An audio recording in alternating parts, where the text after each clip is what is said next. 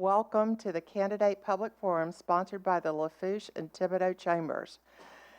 This is for the candidates running for Judge, Court of Appeal, 1st Circuit, 1st District, Division D, and District Judge, 17th Judicial Court, Division A. Along with following this one, the Lafourche Parish Board Districts 1, 4, 5, 7, and 9. And I'll be your moderator for this evening. Would everybody please rise and join me in the Pledge of Allegiance? I pledge allegiance to the flag of the United States of America and to the republic for which it stands, one nation, under God, indivisible, with liberty and justice for all. Thanks. Many thanks to the Lafourche Parish government and Parish President Archie Chassaw for allowing us the use of the council chambers. A special thanks and an introduction to Lynn Kiger with Lafourche Chamber and Tammy Leday with the Thibodaux Chamber. Thank y'all very much. All candidates should be signed in. Please look at your phones and silence them. Here's how the process will work tonight. Candidates will rotate answering first in alphabetical order. We will begin with a 2-minute opening statement preceded by a series of prepared questions where each candidate will have a 1-minute response time, concluding with a 1-minute closing statement. Responses will be timed by official timekeeper, Brian Fail, right in front of us, sitting, and then the green light goes. It will illuminate, followed by the yellow light when there are 15 seconds remaining, followed by the red light when time is up. We ask that each candidate please respect our time, and if not, we'll buzz you until you do. Okay, we will begin the evening with an introduction of our candidates seeking the seat for the Judge, Court of Appeals, 1st Circuit. And it's very important that you understand that these are two different races. There's the district court and we'll introduce, and then there's the Court of Appeals. We are going to continue on because, as you see, there's an empty seat up here, but we start on time and we will proceed as scheduled. So, Judge, Court of Appeal, 1st District, Division D. Mr. Tanner McGee was supposed to be here. He's not with us. And then we have Mr. Judge, Mr. Stephen Miller. Followed by District Judge, 17th Judicial District Court, Division A, Ms. Heather Hendricks and Ms. Rebecca Robichaud. And we are going to start off with Judge, Court of Appeals, Mr. Miller. Thanks to the Lafourche and Thibodaux Chambers for coming together to create this opportunity to inform the voters about our election and our resumes. My name is Judge Steve Miller. I am currently judge in Division B of the 17th Judicial District, which is Lafourche Parish. I was elected by the people of Lafourche Parish first in 2014 and then without opposition in 2020. I'm from Lockport. My parents are Sid and Joyce Miller. Both taught school for many years in Lafourche Parish. I graduated in 1985 from Central Lafourche, and I went on to LSU, graduated from there, and then Tulane Law School. I worked in the plants and the shipyards to make my way through college. I've been married to my wife, Ann, for over 20 years. We have 2 children. Emma is a freshman at LSU, and Jack is a senior at E.D. White. When I started my practice, I didn't have any connections in the legal community, so I started out on my own. Before long, I was picking up work from the public defender's office, and then I joined the district attorney's office, where I was a felony prosecutor for about 12 years. When I ran for judge, I had about 20 years of experience in as a lawyer. I believed I had the courtroom experience and legal experience needed to handle the very serious responsibilities of a Louisiana trial judge. I knew how important that role was, and I believed that I was qualified for the job, and so I stepped up to the plate. In December, I will complete 8 years of service. I've presided over thousands of cases, criminal and civil. I've done my best to work hard and be prepared and respect everyone who appears before me. I have made sure that I have moved my docket with respect to the litigants and in criminal cases, the rights of victims as well. I'm now running for the First Circuit Court of Appeal. I have the judicial experience needed to handle this very serious responsibility. The Court of Appeal reviews the work of the district courts. My experience on the bench makes me the candidate best prepared for this job. I look forward to answering your questions. Thank you.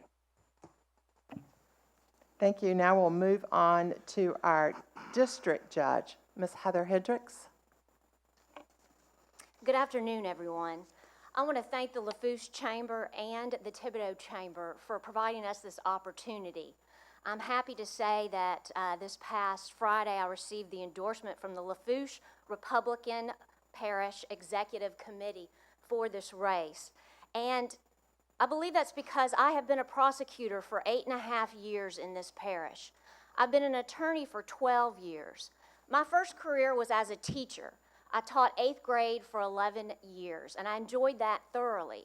But then, at that point, at the age of 36, I decided to go to law school. I graduated from Tulane Law, where I'm proud to be an adjunct professor of trial advocacy still to this day. I have a dedication to the community through my numerous clubs and organizations that I am a part of. I have a vast experience of dedication to victims' rights. I've tried the worst of the worst. I've tried a death penalty case. Y'all all might remember the unfortunate massacre that occurred in Lockport that David Brown committed. I worked with Cam Morvant, Christine Russell, and Joe Soignet trying that case. I have over 75 criminal jury trials. I think it's important that qualifications matter because a judge needs to be able to take the bench and move right on with no learning curve necessary. And I'm the candidate that can do that. I'm a member of the NRA. I have worked with the DEA, the ATF, Homeland Security, the U.S. Marshal's Office, and the U.S. Attorney's Office in making sure that drugs that are coming from Mexican cartels crossing the border into the states and using the Highway 90 corridor to stop here in Lafourche Parish. I was involved in a multi-parish jurisdictional effort to stop that, and we were successful. I have worked with the AG's office extensively in the area of child pornography investigation. And Thank you, Ms. Hendricks. Oh, thank you so much. Ms. Robichaud. Yes, thank you very much to the chambers for allowing us to speak to you so you get to know the candidates very well. I'm born and raised here in Lafourche Parish. I've been a practicing attorney now for 40 years. Solo practice here in downtown Raceland. I grew up in the St. Charles community, going to St. Charles Elementary School. Turn it on. Oh, can you hear me? No, Sorry. thank you. I think most of you heard me. I'm loud and clear. Grew up in the St. Charles community, going to St. Charles Elementary, and my father was a shipbuilder and moved us to Lockport, where he managed his career with Halter Marine Shipyard. Thought my career would be maritime law, but unfortunately, during my college years, my parents divorced, and so that became the legacy of where my career would go. Not maritime law, but domestic law. I'm a graduate of Southern University, and I have practiced here now for 40 years, married the love of my life, Jamie Robichaud, have 3 wonderful children, Jeremy Paul, who's also an attorney, Jacqueline, who just graduated in education and psychology, and I lost a son and a husband in an accident 21 years ago. I've been a very hard worker. As a widow, I know what it means to work hard, support your family, what's left of it, and to represent the people of Lafourche.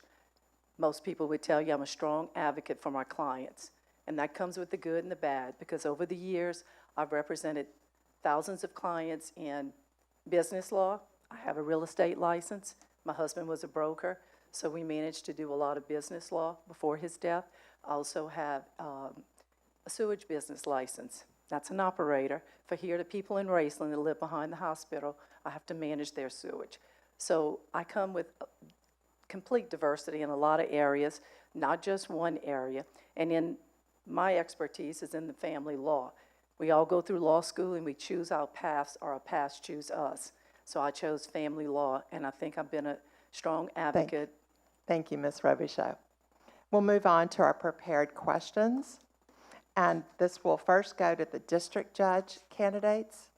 And do you believe the composition of juries adequately and fairly reflects society at large? And why or why not? And if not, what can we do to change this? This goes to Ms. Robichaud first. Yes, thank you. Juries are selected by the attorneys on the cases. We have peremptory challenges, so if you feel like a person is not fit for your case, you're allowed to strike that person from being on your jury.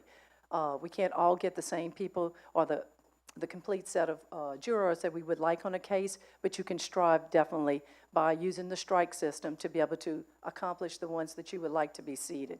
The jurors are selected randomly, all walks of life, for a particular case, and they're paneled by certain groups that come before you. Certain ones are chosen, others are not. So I think, yes, we represent the entire parish of Lafourche because all voters are in that panel and can be pulled for a juror at any particular time. Great, thank you. Ms. Hendricks. I believe your question was specifically referring to the jury pools that come together. And as our clerk, Ms. Annette Fontana, she pulls the jury panel from driver's licenses and from voting records. Now, the issue becomes who is actually sitting in the room in front of you when the case starts, and you want to pick the right person for that. Now, is it reflective of society as a whole? No. There is a distinct shortage of African Americans, Hispanics, and other nationalities that come before us. I have been in numerous jury trials where the defense lawyers have wisely questioned the number of African Americans that are represented. However, if all groups vote and register to get their driver's license, then we will have adequate representation of our community. Thank you. Court of Appeal now. Judge Miller, do you believe the composition of juries adequately and fairly reflects society at large? Why or why not? And if not, is there anything we can do to change this? So the juries are drawn from a certain group of people, and we talk about driver's licenses and things like that. So if you don't have a driver's license, for example, you may not be involved. But I had one case where there was an attack on the pool of jurors, and we brought Ms. Fontana in, and she provided a statistical analysis of the group that was brought in. That seemed to be exact match for what we have in Lafourche Parish. So in that sense, it's good. Now, what you end up with after you pick a jury, can't say it's the same thing, but different reasons, different folks will show up. You know, we have a lot of people who are working offshore who ask to be excused, for example. As far as minority representation, if that's part of the question, I've tried my hardest as a judge to make sure that no one is being left out on the basis of race or sex or any of those factors in an inappropriate manner. Thank you. We're going to go on to question number 2. And what criteria would you use for deciding whether to impose or affirm sentences outside of the standard ranges? And we do start with Judge for Court of Appeal, Judge Miller. Sentences outside of the range. So judges can deviate from the statutory guidelines, although it's quite rare. That's not the thing that is very well supported by the appeals court and jurisprudence. And the attorneys oftentimes will go below the standard. They can do that by agreement, and it's appropriate in situations where there are facts known to the parties. I would suggest deviating below might be appropriate. So how would I review that on the Court of Appeals? I'd take a skeptical look if it's outside of that range. But there are circumstances that certainly call for the highest sentences, and I've imposed them myself as a judge. And that would be the way I'd review it, with a little bit of skepticism, but with an understanding from experience of how these things are confected. Thank you. Moving on to District Judge. Ms. Hendricks? Yes, ma'am. I would say that it would be appropriate to deviate and go outside the bounds of the statutory guidelines if there is significant harm to children who have been abused, if there's harm to the elderly, and if you have repeat offenders. You have to look at the facts and circumstances of each individual crime. As a prosecutor, you get frustrated seeing the revolving door at the jails and that there is such repeat offenders. We call them frequent flyers. If your name is known, that's a problem. You're not getting the message. And so it is important that a judge be very aware of the sentencing guidelines as well as the mandatory minimums and extremes to know to apply the facts for that specific case. Harm to children, elderly, and the heinousness of the crime. Thank you. Ms. Robichaud? Yes, ma'am. The statute provides the guidelines for which a judge is to impose the sentencing and the penalty for the crime that was involved. That's there for a reason. You have a minimum and a maximum. Your question is going outside of it. The question has been asked many times, would I apply the law? The law is a range, and within that range, your question is outside the range. So I am here to tell you today that if I'm elected, I would uphold the law based upon the crime, the facts, and the circumstances of that offenders in any particular case. Thank you. Thank you. Moving on. What do you believe are the causes of today's incarceration rates, and what measures from the judicial system are needed, if any? And we'll start off with the district judge race, Ms. Robichaud. Yes. The incarceration rates are determined by the cost of living, the everything that goes into the system. And so we look for ways to try to reduce that, to get the maximum money in the system when people are incarcerated over time. We share jails between different parishes. Those things all factor in, and I think that's a legislative factor that when the legislature looks at it, there's not much guidelines in it. I think it's more in the sheriff's department, setting the fees and the jail fees for prisoners and exchanging prisoners from one parish to the other. So at this point, I think it's something within the judicial system, but something that has a lot of discretion too. Ms. Hendricks? I think there's a huge problem that occurred in 2017 with the Justice Reinvestment Act. This reduced the sentence for someone. So if someone is sentenced for 10 years and it's not a crime of violence, they're only going to serve 2.5 years. If it's a crime of violence and they're sentenced to 10 years, they're only going to serve approximately 8 years, give or take. The problem becomes that the inmates could have PhDs in mathematics because they know how to do the time calculations. They know what programs and classes that they can take to get as much time off of their sentence. So a judge has to be very informed and knowledgeable about the time calculations and know to do things such as stacking sentences so that you don't have such repeat offenders and that people serve real time and not just a short stay in a jail where the prisoners know more than the legislator as far as time calculations. And now we'll move on to Court of Appeal, Judge Miller. So I've worried for a long time about the incarceration rates being too high because I feel that why would Louisiana have the highest incarceration rates? I don't think we're any worse than anybody else, and I don't think we should have the highest incarceration rates. But in addressing that problem, don't throw the baby out with the bathwater. You need to be really careful in tailoring legislation to address the issue. One thing you can do that I think is very important is support drug courts. I'm the drug court judge in Lafourche Parish. It is cost effective, it reduces recidivism rates, it's very effective and reunites families, which in my estimation is one of the reasons why the crime rate is so high. It's the deterioration of our family units. So I think programs like drug court can be very beneficial in addressing a problem that does exist. Violent crime, particularly youth violence, is perceived to be at a crisis level by many experts today. What, if any, do you believe is the appropriate role for the judiciary in addressing this perceived crisis? And we start off with Judge Miller. I'm real worried about that too. We've had this conversation in court lately a lot. We're seeing it in particular in New Orleans. We have it here too, where these children are committing their crimes. And there's been a strong move to treat juveniles differently, which is appropriate for the most part. I'm concerned the pendulum has swung a little bit too far. I think we need to spend a little more money in our juvenile facilities.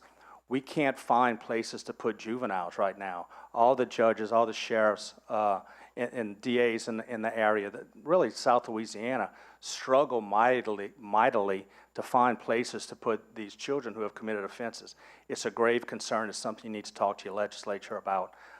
We've had cases where we're sending people out of state, and the problems that creates for moving their cases forward is something we deal with as well.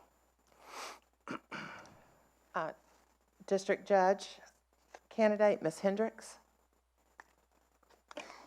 Yes, ma'am, we're all aware of the violent rise in the use of juveniles to commit crimes, oftentimes by adults who know that if a child is arrested versus that adult himself, the child faces less time in jail. For example, juvenile life is up to 21, the age of 21.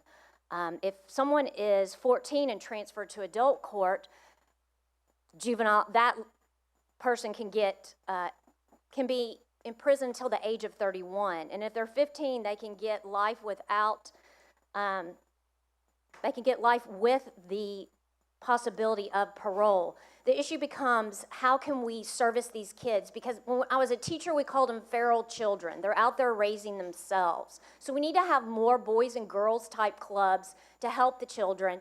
And the DA's office is the one that's going to choose how to charge them as an adult or as a juvenile. Ms. Robichaud. Yes, thank you.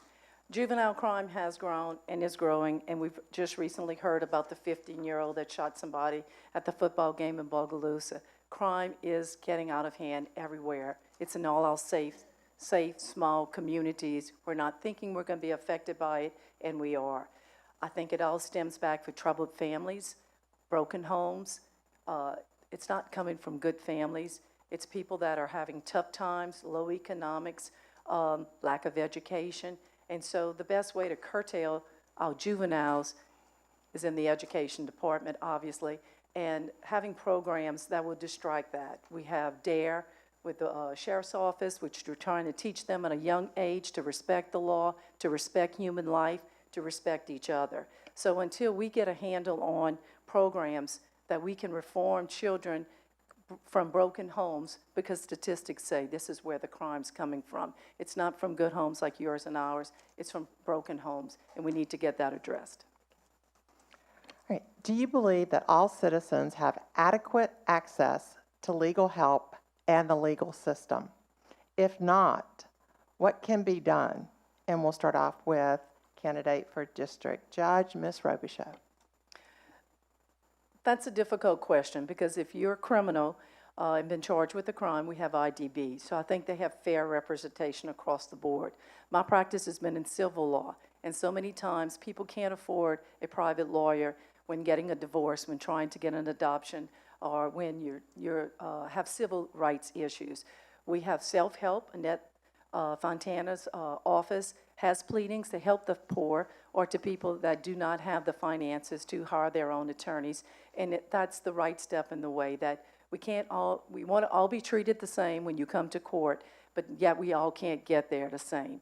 Money talks. And so we do have that open path from the clerk of court, thank you, and that hopefully those people will not be left out in left field, that they can have the same judicial and fair, impartial chance in the court like anybody else that pays for those services. Ms. Hendricks. Yes, ma'am. I believe that through the criminal process, IDB is an excellent resource for people who cannot afford lawyers. Now, the issue becomes, as Ms. Robichaud was saying, with the civil process. As a judge should be fair to all, the represented and the unrepresented. Every citizen should be able to come into a courtroom and represent themselves without having any kind of impaired view from that judge. The judge should not hold that against anyone. Rich or poor, you should have access to all the same legal filings, pleadings as anyone else. And as a judge, I would do that. I would be able to give everyone equal treatment under the law, whether they're a millionaire or whether they're far from it. Judge Miller? 28 years ago when I started practicing law, if you would, 28 years ago when I started practice, if you showed up without an attorney, a lot of judges would practically run you off. They felt that you absolutely need to have an attorney. And through the years, that's changed greatly because now there's a lot of resources that are made available. The Supreme Court has made that a mission of theirs to provide those type of services to people. So that's a good trend. As far as the criminal area, I hate to say that the access is inadequate for people because our public defenders work super hard. They're really good attorneys. They're undersold by their clients a lot, but they're really good attorneys who, with adequate resources, could do a bang-up job, which would parallel any other private attorneys, I would suggest. It's just the resources aren't there for them. So I think there's really a shortcoming there, unfortunately. To what extent have you practiced in the area of criminal law, family law, complex civil litigation? Judge Miller? Ma'am, I hadn't practiced law in 8 years. So let's do it this way. How much have I handled that on the court? We handle everything in Lafourche Parish goes through the district courts. Like, we don't have specialty, it's not divided into civil and criminal. So we do everything. So as far as the time spent, the normal stuff, it's a tremendous amount of exposure to that type of material. And as far as the complex litigation, from right when I started, somehow I ended up at a whole lot of these legacy lawsuits and all this oil and gas litigation, which I had never done as an attorney. And that took a little work. There's always a learning curve, I think. They're always throwing new things at you. And that took me a while, but you just have to work a little harder sometimes. So I've got some exposure there as well. Great, thank you. Ms. Hendricks? Yes, ma'am. I have extensive criminal law experience, as I was saying in my opening. I've tried probably over 2,000 misdemeanor trials, which are judge trials, and have over 75 felony criminal jury trials. I've tried everything from no seatbelt to the death penalty. As far as complex civil law, I was very involved with the litigation against Mr. Go, which is the Mississippi River Gulf Outlet, and the lawsuits against the Corps of Engineers after Katrina. In family law, I've handled all aspects. My first divorce case that I handled out of law school was a covenant marriage, and if you're a lawyer, you know those aren't the easiest ones to do. But I have handled extensive family law as well as child custody, and I would throw successions in there as well with family law. But as far as the most experience I would have out of those three areas is criminal law. Ms. Robichaud? Yes, ma'am. I am not the one that has the most qualifications on criminal law, but I will let you know. Nobody leaves law school without taking criminal law and criminal code of procedure. And to get a license, you had to pass both. So I do have extensive knowledge on what in that area of law. As far as I've handled DWIs, assault and battery cases, but like any lawyer, you choose your path. My path was not criminal law. That doesn't mean I can't apply the law to criminals that come before my court. My extensive background is in family law, civil law, successions, personal injury cases. To that realm, I have extensive background on that. I think I can serve well as your judge in those areas of law. Complex litigation, there are very few of us that would say, except maybe Judge Miller, that they have handled that, because when you have a complex case, you're going to find a specialty lawyer. You're not hiring just Joe Blow off the street. So I have complex litigation in senses of custody cases fighting between one state and another. And I see my time is up. Thank you. All right. Please describe one instance in which you faced an ethical dilemma and how you resolved it. Ms. Robichaud. Ethical dilemmas come up daily, probably in a practice as large as mine, and you have to decide, if it's a relative, do you take the relative, or do you pass them on to somebody else? Because everybody says, do not handle your family when you come out of law school. Or there are times where we have a list of names that I have maintained for the 40 years of my practice. There may be one or twice, a couple of times where somebody has told me the story, and then I'm like, wait a minute, I think I've heard that. And when you research a computer, there's a conflict of interest. The Supreme Court wants us to follow mandating that we follow these lists so we know that we're not going to overstep our bounds in the ethics part of talking to someone that we have no right to. So there are times that there's a gray area. Once in St. Charles Parish, I felt I could represent the client. The other attorney just didn't like me on that side, pulled some strings and said, well, you've been associated with the family. So I withdrew. Ms. Hendricks? I can tell you I faced an ethical dilemma that I really struggled with when I saw in a case that I was prosecuting that evidence had been turned over to an attorney that it shouldn't have. And I struggled with whether I should bring that, one, to my boss, and whether it should go further. And I looked at it and I said, you know what, I got to be able to lay my head down on the pillow at night. So I shared it with my boss, who then took the necessary action and called the AG's office, and an investigation was forthcoming because of that.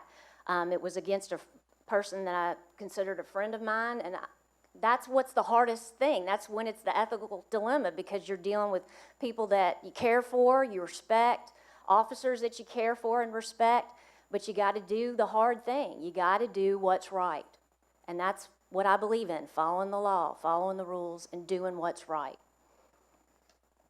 We'll hear from our Court of Appeal candidate, Judge Miller. I think when you're talking about ethical dilemmas, you're talking about when the rules, the canon of ethics will apply. And to be honest with you, I shouldn't say that, honey, I know. A lot of times the decisions I guess I'd like to focus on are those decisions that you make in custody cases, hard decisions, which isn't exactly on point, but if I may. When you have to make decisions as a judge between two great parents, and how do you take that child away from this wonderful parent to any level? I like to see my kids every day. Or two, frankly, bad parents who you don't really want that kid to go with either one of them. Now, is that an ethical dilemma? I don't know, but it's the type of dilemmas that judges face all the time in and out of court, and you just have to be true to the law. It'll guide you through those hard decisions a lot when you apply the law fairly. And this is our last question, so do you believe that voluntary professional and community service is a necessary commitment to persons holding public office? What forms of voluntary professional and community service have you been involved with in the past and currently? And we'll start off with our Court of Appeals, Judge Miller. Do I think it's required? I don't think you're doing yourself any good when you're requiring people who are adults to do community service or things of that nature. I think if you're forcing it, it's not where you want to be. I think volunteer work is where it's at. I can identify a few things I've done there. I was on the committee for Lafourche Arc for several years when I first started practicing. I've coached a little bit my kids, which explains why they're not better athletes. I was on the Civil Service Board in Thibodaux for a while, which I really appreciated that opportunity to serve. I'm in the volunteer fire department in Thibodaux, and I've been doing that for several years, and I've been vice president of my company for a period of time. I try to, my wife's much more dedicated than me, and I want to just thank her because she kind of drags me out off the couch to do some of those things a lot. So not as much as I should be doing, but some. Ms. Hendricks. I wholeheartedly believe in community service by being members of organizations. I know that during this campaign, I hear and see people that say things, we see all these politicians during election season, but we never see them again. And that is a huge problem. I believe that it has been, in the past, judges hole up in their houses and you never see them after they get elected. I know that I personally admire Judge Walt Lanier, who's always out there cooking the shrimp stew at the Fireman's Fair and at Lafette. I am a member of several organizations. I'm a vice president of the Bayou Newcomers. I'm a member of the Down the Bayou Girls Red Hat Society. I am a member of the Chambers, and I've helped out with Bless Your Heart. And I think that it is incumbent upon leaders to be present in the community and not hole away in their houses. Ms. Robichaux? Yes. I did not join any members in this race. I wanted people to know who I am.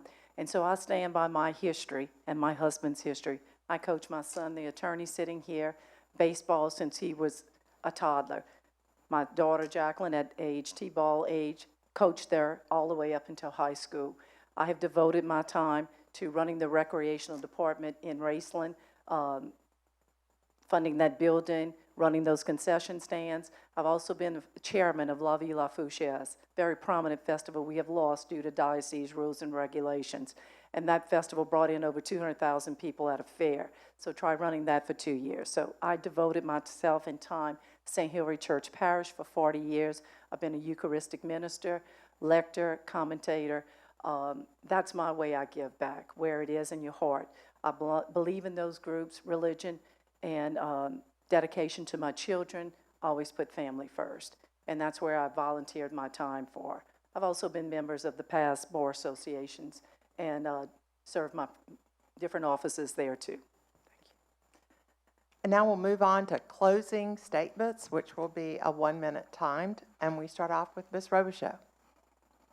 Well, I want to thank you. I hope you've learned some things about me. I appreciate the opportunity to speak to you. I promise to be a fair, open-minded judge. Actually, Lady Justice, I'm going to carry that blindfold and make sure that I treat everyone fairly, that whatever grievance you have with the court or whatever claim you're bringing before the court, whether civil or criminal, that I will promise to do my best and not to look to race, not to look to wealth, not to look to poverty, but to apply the law as the law is written. I've been asked that so many times during this campaign. My number is 60 on the ballot, and I want to tell you really quickly why I am so excited with that number. The angel wings represent my husband and my son. I lost both of them 21 years ago. Both of their football numbers were 60.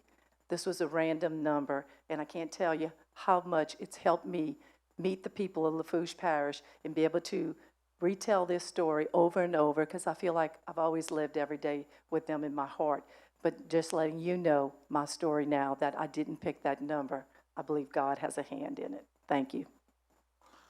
Ms. Hendricks. Thank you, ma'am, and I want to thank you for this wonderful forum.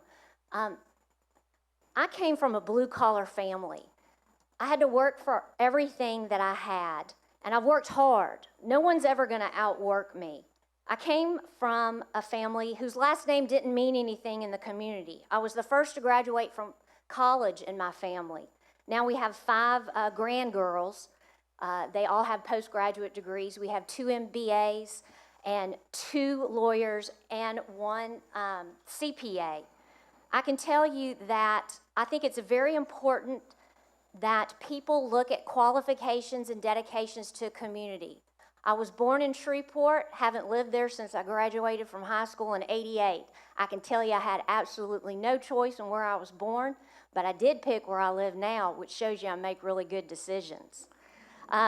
Justice delayed is justice denied. Therefore, I think it's important that we move the docket and that the next judge hits the ground or the bench running. I humbly ask for your vote, and I'm honored to sit here before you today. And Judge Miller. Thanks again to the Chambers for arranging this forum. It is important that everyone gets out to vote, and I hope I provided information that help you with your decision. Throughout our lives, we have to make decisions on hiring, whether it's our doctor or plumber or fishing guide. We want someone with experience, not just any experience, but experience that relates to the job that you're looking to fill. I've served as a state district court judge for 8 years. I was sworn in as an attorney 28 years ago. I was in court handling major felonies for 12 years before I took the bench. My experience is on point. I've been fair and impartial. I've worked hard and treated people with respect. I'm prepared to serve on the First Circuit Court of Appeal, and on November 8th, please vote for Judge Steve Miller, number 36 on your ballot. Thank you. Yeah, they all deserve a really great big round of applause.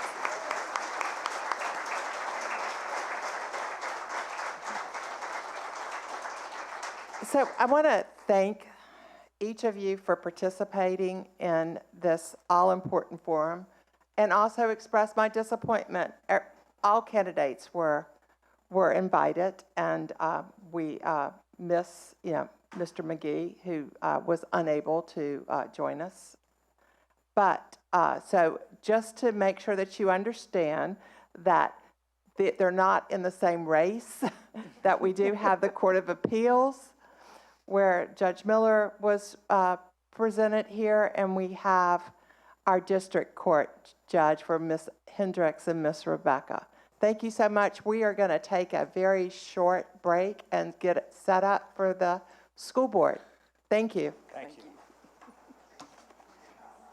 To thank, looks HTV is here, Rev is here, along with we are streaming it on Facebook Live, and these guys take time out of their busy schedule, so we thank them very much. So my name's Marguerite Knight, and I'm a member of the Government and Public Affairs Committee of the Thibodaux Chamber of Commerce. Welcome to this all-important school board forum. We're going to go over a couple of the ground rules again. Candidates will rotate answering first in alphabetical order. We will begin with a 2-minute opening statement preceded by a series of prepared questions where each candidate will have 1 minute to answer. Responses will be timed by our official timekeeper, and you'll see the forum lights in front of you. The green light will be time. The yellow light will let you know there's 15 seconds remaining, and the red light will be turned on when the complete 1 minute is over with. We ask, of course, all candidates to respect our time allotment. Please, audience, if you could please silence your cell phones. And thank you. And the red button, it's in the front. Each time it's your turn to answer, it's right in the front. So you'll see when it's on, watch. And that's on.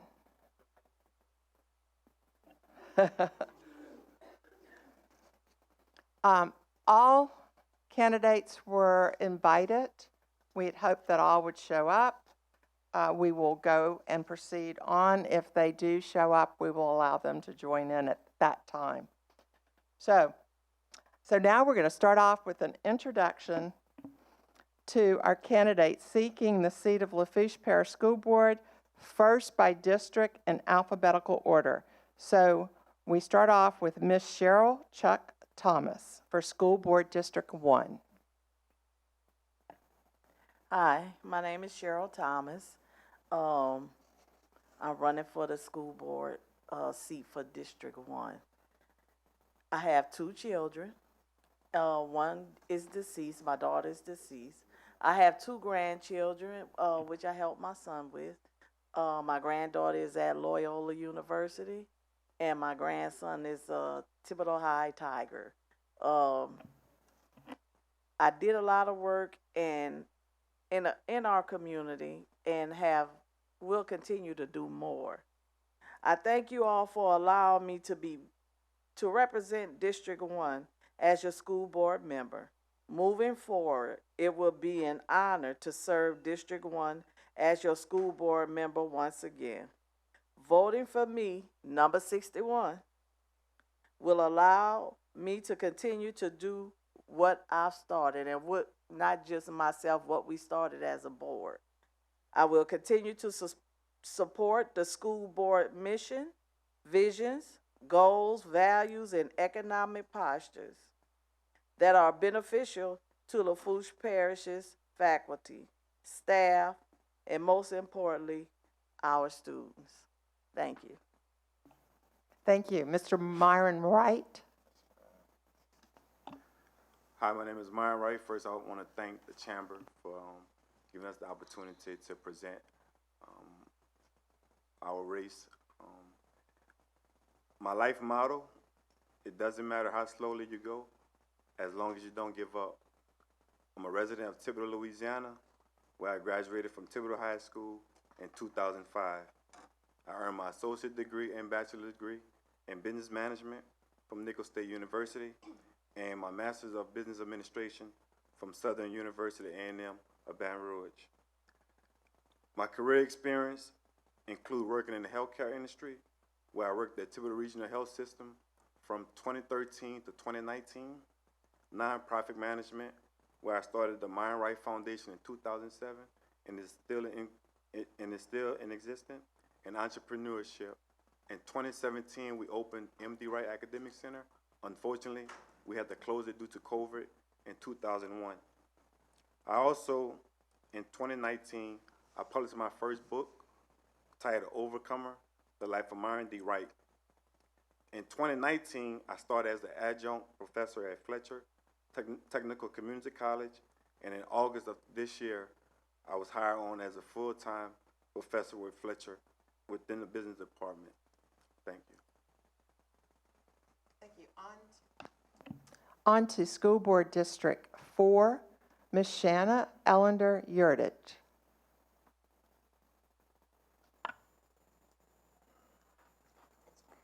Hi, I'm Shanna Ellender Yurtich, and I'm not a politician.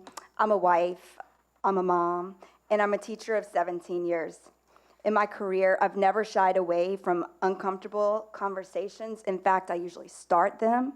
And if you know me, there's no shortage of passion about every aspect of education. I bring some of the most relevant knowledge to the table for this election. School boards should be problem solvers. Our teachers and our principals are on the front lines, and we need to show them that we value them and that we support them, and we need to make good use of their expertise.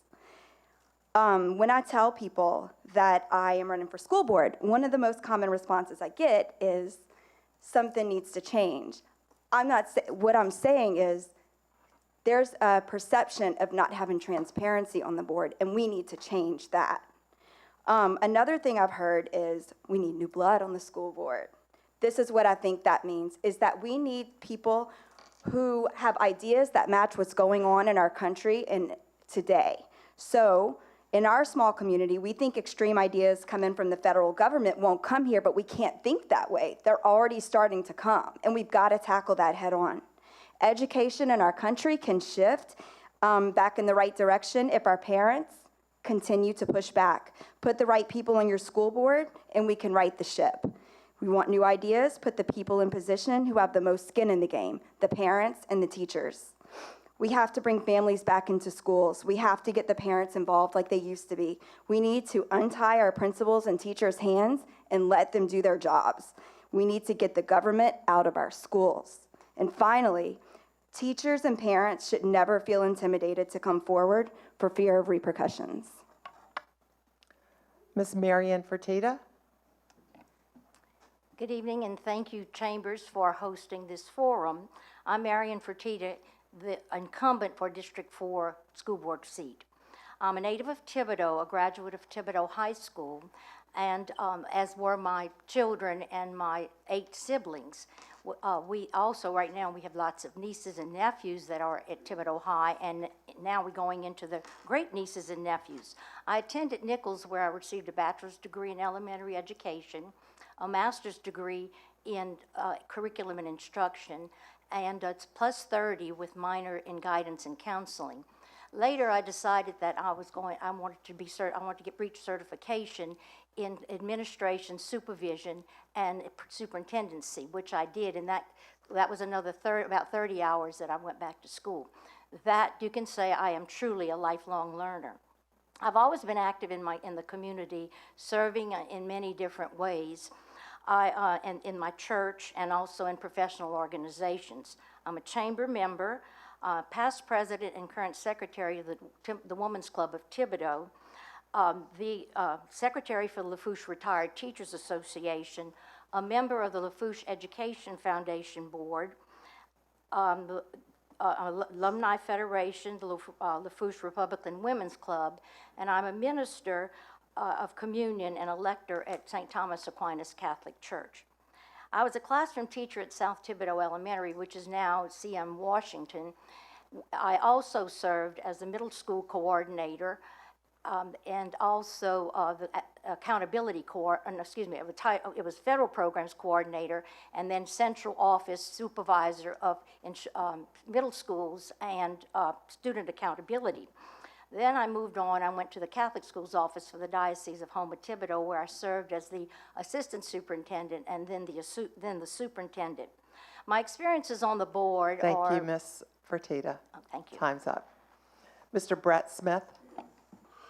Good evening, everybody. My name's Brett Smith. I'm originally from Sydney, Australia. Some people tell me I'm from way down the bayou.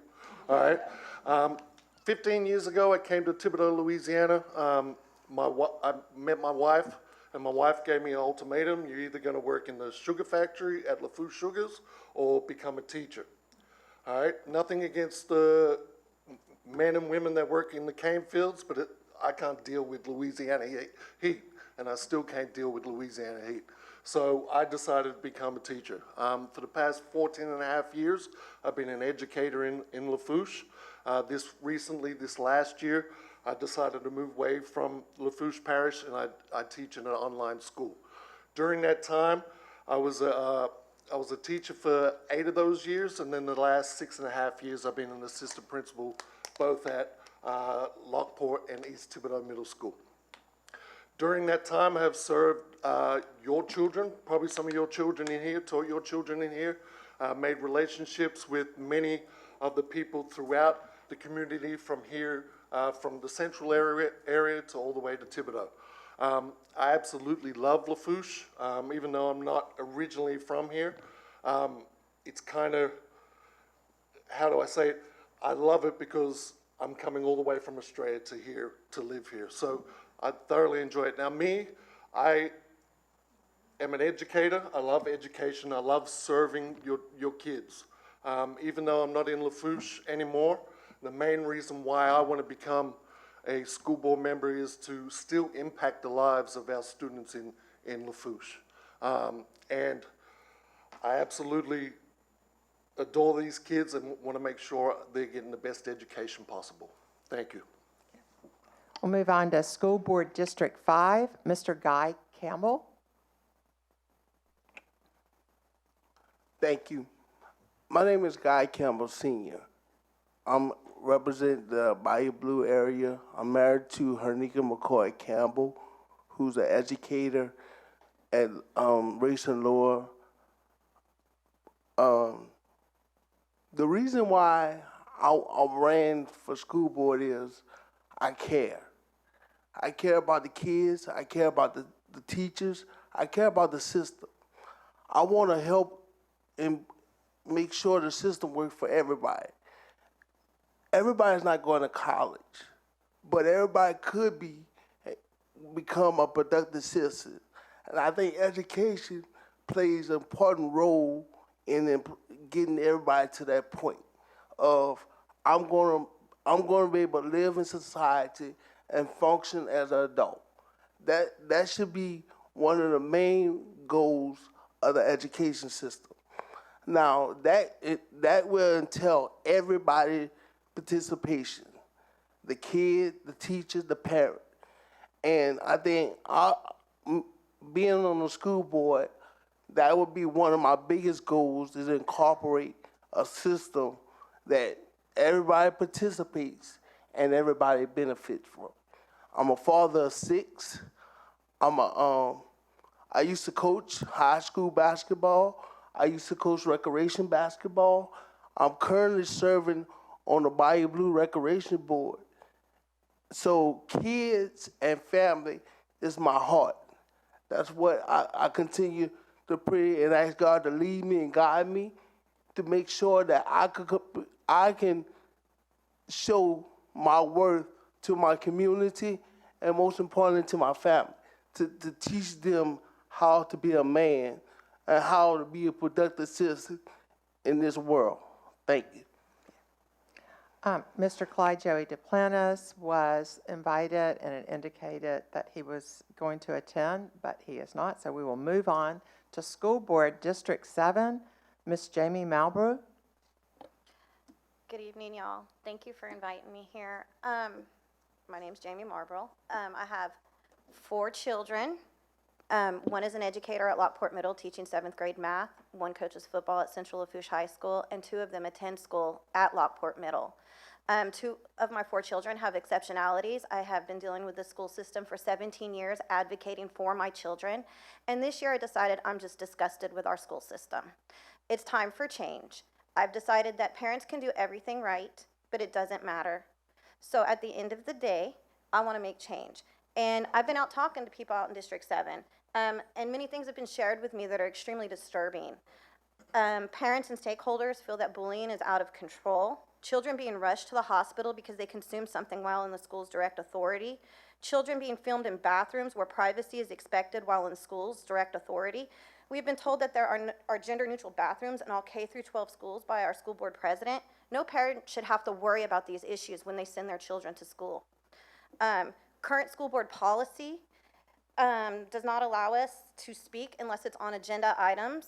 So we can't go and say, hey, this is what's happening. We feel that we've exhausted all efforts. Can you please help us? So I feel every parent and stakeholder should be able to use their guaranteed rights of the freedom of speech to address their government with their grievances and invoke their 14th Amendment guarantees to bring their children as they see fit and have their say in their children's education. It is extremely important that we teach history the way that it has happened and the importance of civics. Ronald Reagan once said that freedom is never more than one generation away from extinction. And as some of you may know, the average ACT score in the state of Louisiana is well below the national average. We need to demand as a community that K through 5 go back to the classic way of teaching. This will allow our children's educational houses to be built on solid foundations. Having children that work and are in school, I'm a mom, and that's what I bring to the table. Thank you. Mr. Claude Richardell? Correction first. I don't consider ourselves politicians. We are public servants. Each and every one of you and the ones that spoke earlier. Thanks to the Thibodaux and the Lafourche Chambers for hosting tonight's forum, and the parish government for providing the venue. Thanks also to the moderator, Ms. Knight. 2 questions. What is the primary objective of a school board? Secondly, which candidate seeking that position has the necessary skills to be most effective in reaching that objective? The number 1 objective should be to provide the best school system, not only in the state, but in the nation. Achieving this objective takes a united board working in unison, but always considering the students first. Secondly, certified and qualified teachers, utilizing parents' involvement, and hiring the right superintendent.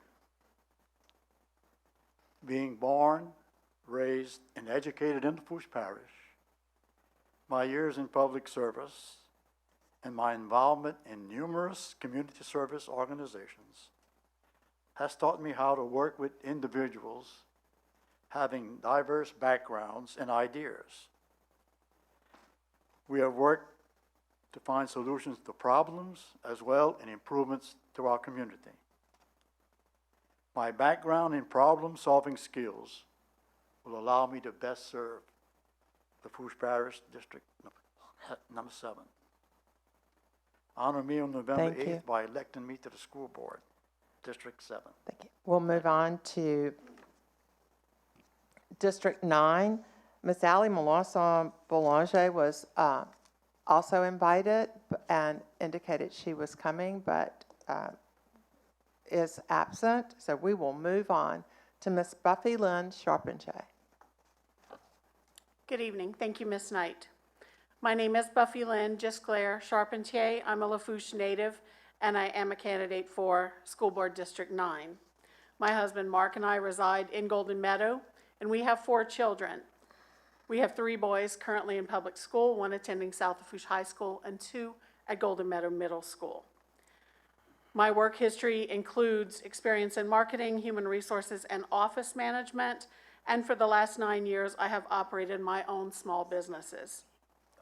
Throughout my own education and my children's, we've experienced changes in curriculum, changes in administration, as well as staff, and I believe that, as with everything else in life, all change brings opportunity for learning as well as for growth. I think that in our current time of change, that it's the perfect time to bring a fresh point of view to the school board. I'm blessed to share friendships with many teachers and staff working in Lafourche Parish and beyond, and I've seen and I've heard their struggles.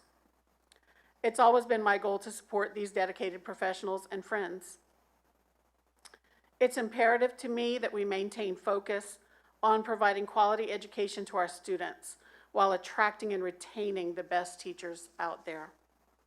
It's our duty to keep historically accurate, challenging, and wholesome content in our curriculum, and to refuse political and organized agendas and their attempt to infuse controversial content into our schools. To my neighbors who reside in Lower Lafourche, our voice needs to be heard and it needs to be valued. Our recent struggles have placed a level of stress beyond anything I've seen in my lifetime. I feel we need to be supported and guided for future and continuing success. And it would be my honor to have your support at the polls on Election Day, Tuesday, November 8th. Thank you. All right, we'll now move on to our prepared questions. And the first one will go to School Board District 4. And Ms. Fertitta will head that off. The teacher shortage is impacting school districts across the nation.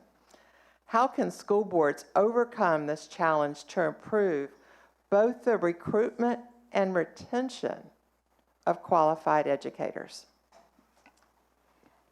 The number one issue with us maintaining our teachers is salaries, and we are in the process of looking at a way that we could possibly increase teachers' salaries and support people.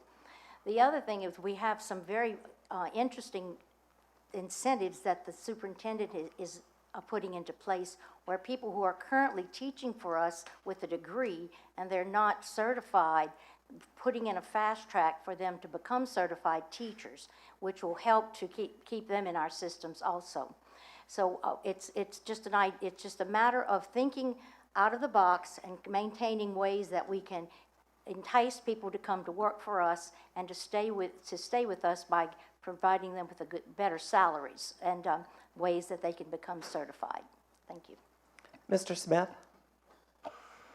One of the biggest issues we're facing in this parish is certified teachers. And I'm a prime example. I was a certified teacher, assistant principal, and I left the parish.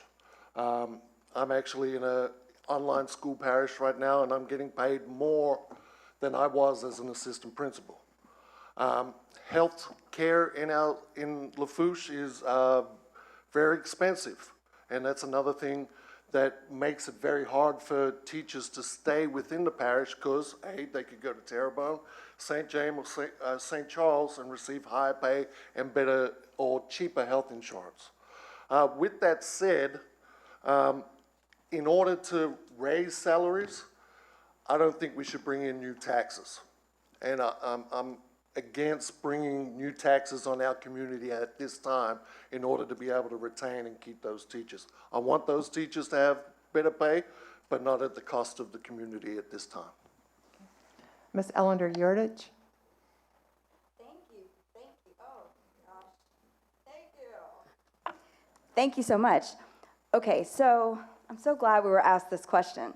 When teachers can teach, students can learn. When teachers can teach, students can learn.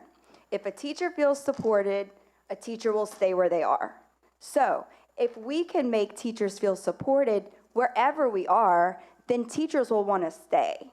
That's how we have teacher retention, is by making teachers feel like they have a place to go. Too many teachers crying, too many teachers feeling like they can't go to someone to talk to them about the issues that they're having. There is no one to talk to. They fear repercussions if they do that. That's what gets teachers here and gets teachers to stay. Word of mouth. Somebody will say, yeah, well, did you know in Lafourche Parish, they don't have discipline problems or whatever it is. Then you're bringing people in. And that's how you get people to stay, is if they feel supported in the classroom. Mr. Campbell? First of all, if you want qualified people, you have to give them a reason to come. Pay isn't important. Being a spouse of a teacher, I know the insurance is skyrocketing. That is a chunk of their income in the insurance is eating it up. But if you want qualified teachers, you have to give them a reason they want to be here. The pay is it's just not the pay. Support is important because it takes a village to raise our kids. If a teacher's in a classroom and she feels like she's all alone, she's going to get discouraged, especially our young teachers, because stop kidding ourselves. There's a lot of behavior problems in the classroom. But if we have, once again, it's going to take the whole system to make it work. Thank you. Thank you. On to School Board District 7, Mr. Richardell.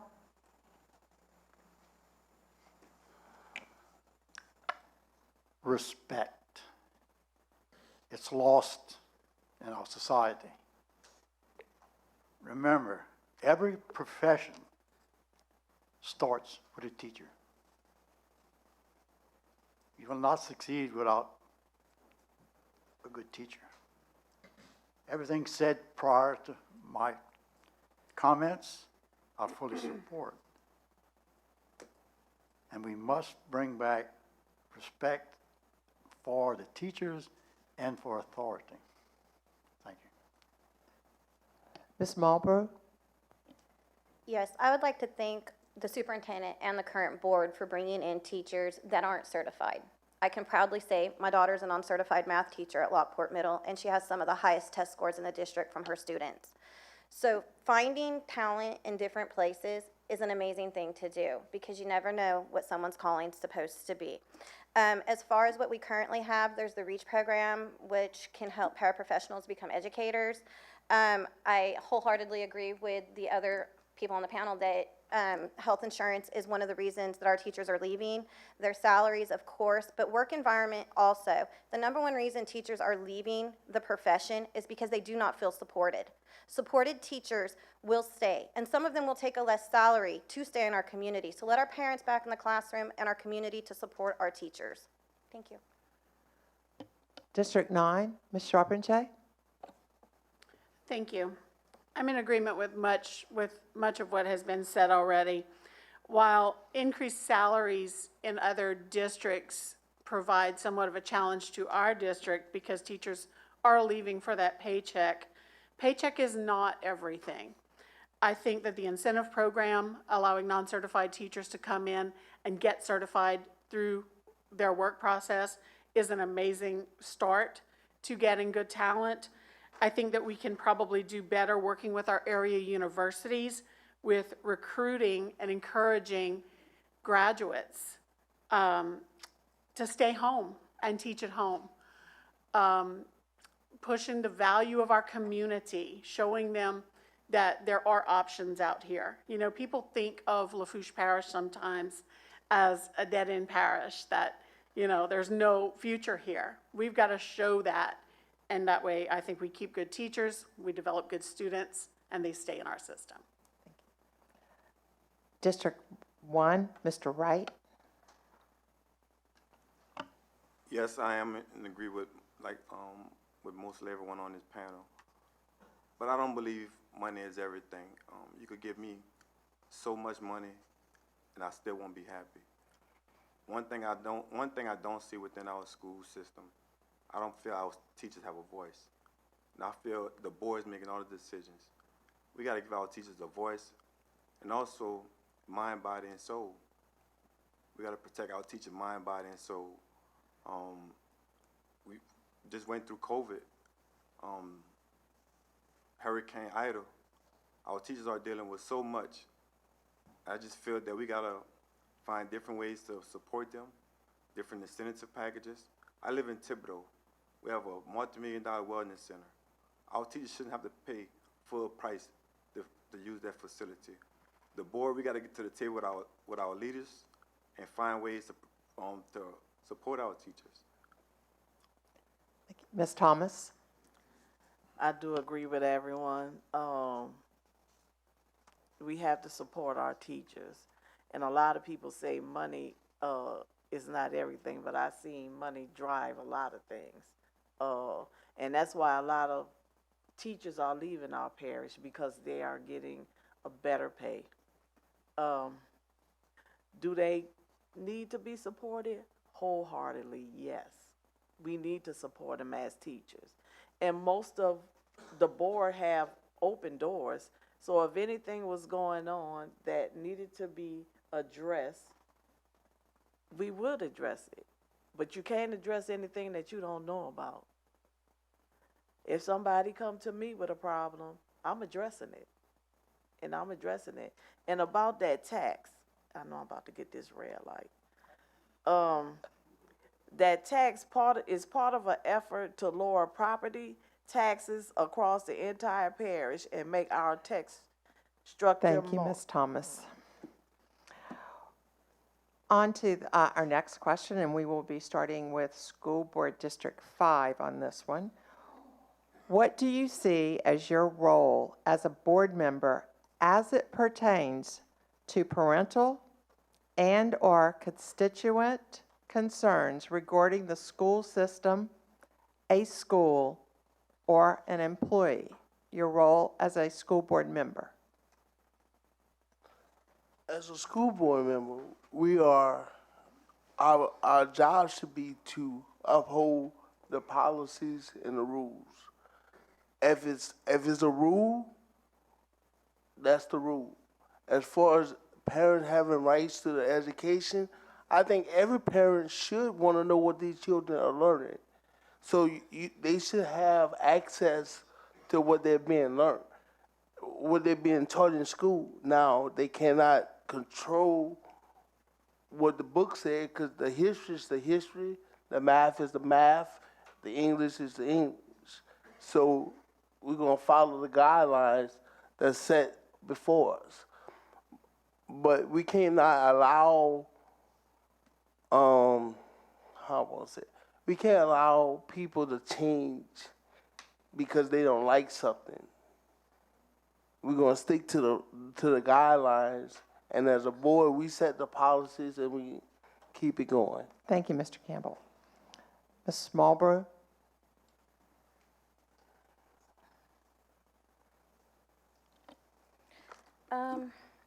I see myself as a board member that's going to advocate for the children of our community and for parents that struggle with children that have exceptionalities.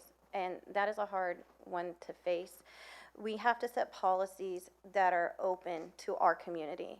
We are losing our community and our young people at an alarming rate. We are seeing things happen within our community that is extremely scary. And if our policies do not reflect that, and do not reflect parental involvement and engagement in a way that it used to be, where we actually went in the classroom, we supported our teachers and staff, then nothing's gonna change. And that's where I think I bring the difference in from that perspective.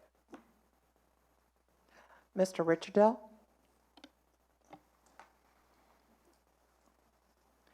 Understanding the powers of the board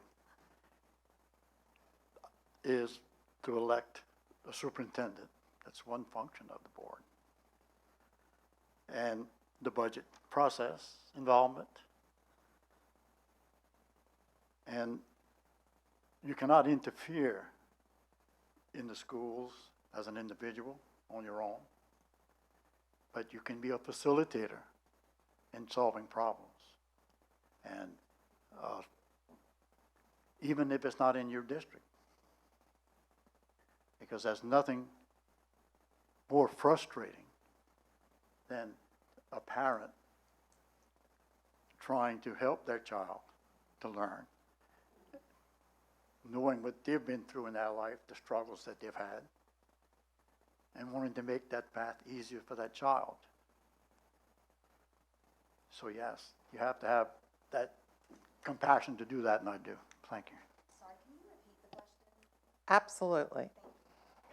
What do you see as your role as a board member as it pertains to parental and/or constituent concerns regarding the school system, a school, or an employee?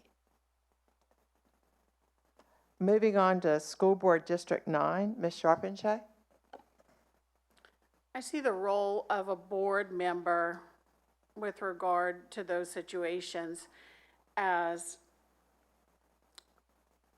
a support to ensure that we are providing equal access to services, support for those children who have needs for 504 plans or any additional services. I feel like we need to make sure that constituents and parents feel like they can speak to us and know that their concerns are going to be addressed. I feel like follow-up communication is important. People always ask questions, but then they don't necessarily get the end result. So I think that open communication is really going to be that key to assisting with those concerns. On to District 1, Ms. Thomas. Being a board member takes a lot. It's not as easy as it looks when you sitting there and have to make this tough decisions and decisions that everybody won't like. But you still have to make them. You have to be brave enough, I guess, to stand for something when everybody is against it, but you standing for it because you know it's the right thing to do. Also, be open to your constituents. My constituents can call me or come to my house anytime, and if they have a problem, I'm going to seek it out. I'll be their advocate. Our superintendent, anything I went to him with, any concerns, he solved it. And from my understanding, there was no repercussions. Maybe I missed something. But I know when I brought things to him, it was solved. It may not be the way they wanted it to be solved, but it was solved. Mr. Wright. My commitment and responsibility to schools and constituents are to be visible and accessible to ensure all sides, teachers, parents, administrators, janitors, are represented. I believe in being responsive and open-minded to administrators, staffs, parents, students, and the community at large. Therefore, I believe every school board must encourage an open dialogue. Mr. Smith. So 2 of my priorities in my campaign have been to be the voice for my constituents, for my students, and a voice for the teachers. I've been in the system and I understand the system, and I will be there for you to come talk to me and be able to implement or find out the answers that you need. To my incumbents that are on the board right here, I have sent several emails to both of them, and you get radio silence. You never hear back from them. And that has happened before the election and during the election. They like to come up here and say, yeah, they're for the community, and they talk to the community. I never hear. The first email I got back was the other day, and that was from another member. But I will be here for you, speaking for you, listening to you, and responding to you. Thank you. Ms. Ellender Yurtich. Thank you. I'd like to first address the repercussions thing. When I was talking about repercussions, teachers are scared to talk about what's going on in the classroom, and parents are scared to talk about what's happening with their children because they're afraid that their children will get a black eye. So that's the repercussions I'm talking about. Teachers are fearful for losing their jobs or getting blackballed if they go to their principal or if they go to the school board. It happened to me in Terrebonne Parish. Those are the repercussions I'm talking about. It's never happened with Mr. Martin or with this board for me. So that was a general statement. I'm glad I got to clear that up. Sure, thank you. Also, as a school board member, I think our biggest thing is to listen to what's going on and be able to address it, but to actually hear and not talk as much as we listen. So I think that there's a lot going on out there that people don't know about, but once we do listen, we can address it. Sorry. Ms. Fertitta? In 2012, the legislature passed a law that really ties the hands of school board members. We are only able to, the things that we can do is we can hire the superintendent and evaluate the superintendent. We pass the budget that's done through the finance department, and we approve policies. But when parents or constituents call, I have always listened to whatever it is they had to address, and go straight to the superintendent and tell him exactly what I've heard, what people are feeling, and then allow him to address it, because that is not the role of a school board member, to go and tell a parent, well, we'll do this or we do that. There's a chain of command. It starts at the school level with the teacher, the administrator, and then it goes to the central office supervisor, and then the superintendent. So a school board member acts as an interventionist, just to listen to whatever it is they have to say and report that. Thank you. All right, our next question will start with School Board District 7, Mr. Richardell. The finances required to support public schools are limited. What do you view as the top priority for a school board's budget? More money.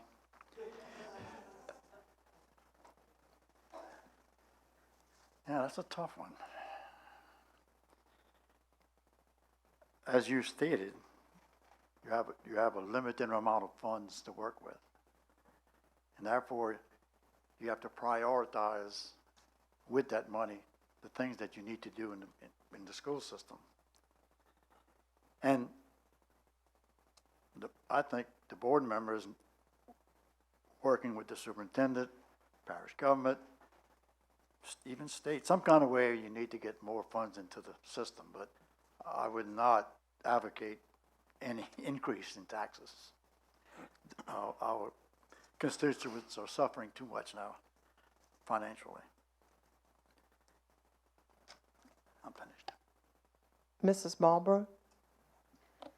Well, funds are limited, so there's ways we can do things, as in the old way of allowing moms or dads come in and help with reading while the teacher does more one-on-one with the students in the old way. Grants. Anybody can write some grants? Grant writing going on? I'm sure there's way more we can be doing. Walking through the budget, fine-tooth combing it, finding where we can cut, what we can do, where money can be moved around, and how. And that's a start, but like he said, we need more money. So that's kind of where I sit with it, and no taxes, because unfortunately with what we've been through in the last 3 years, I don't think that's a wise move with inflation and everything else. Ms. Charpentier? I think a top priority for the budget with limited funds is, first and foremost, to provide a safe and comfortable learning environment for our children. Beyond that, I agree that opening up our schools for partnerships with parents and the community and businesses to perhaps look at more creative ways to bring funds into our schools. You know, Lafourche, there's lots of oil field dollars that pass through our parish, and many of those companies want to see our kids succeed. because that's their future as well. So I think capitalizing on those opportunities would really be a benefit when those funds get tight. District 1, Mr. Wright.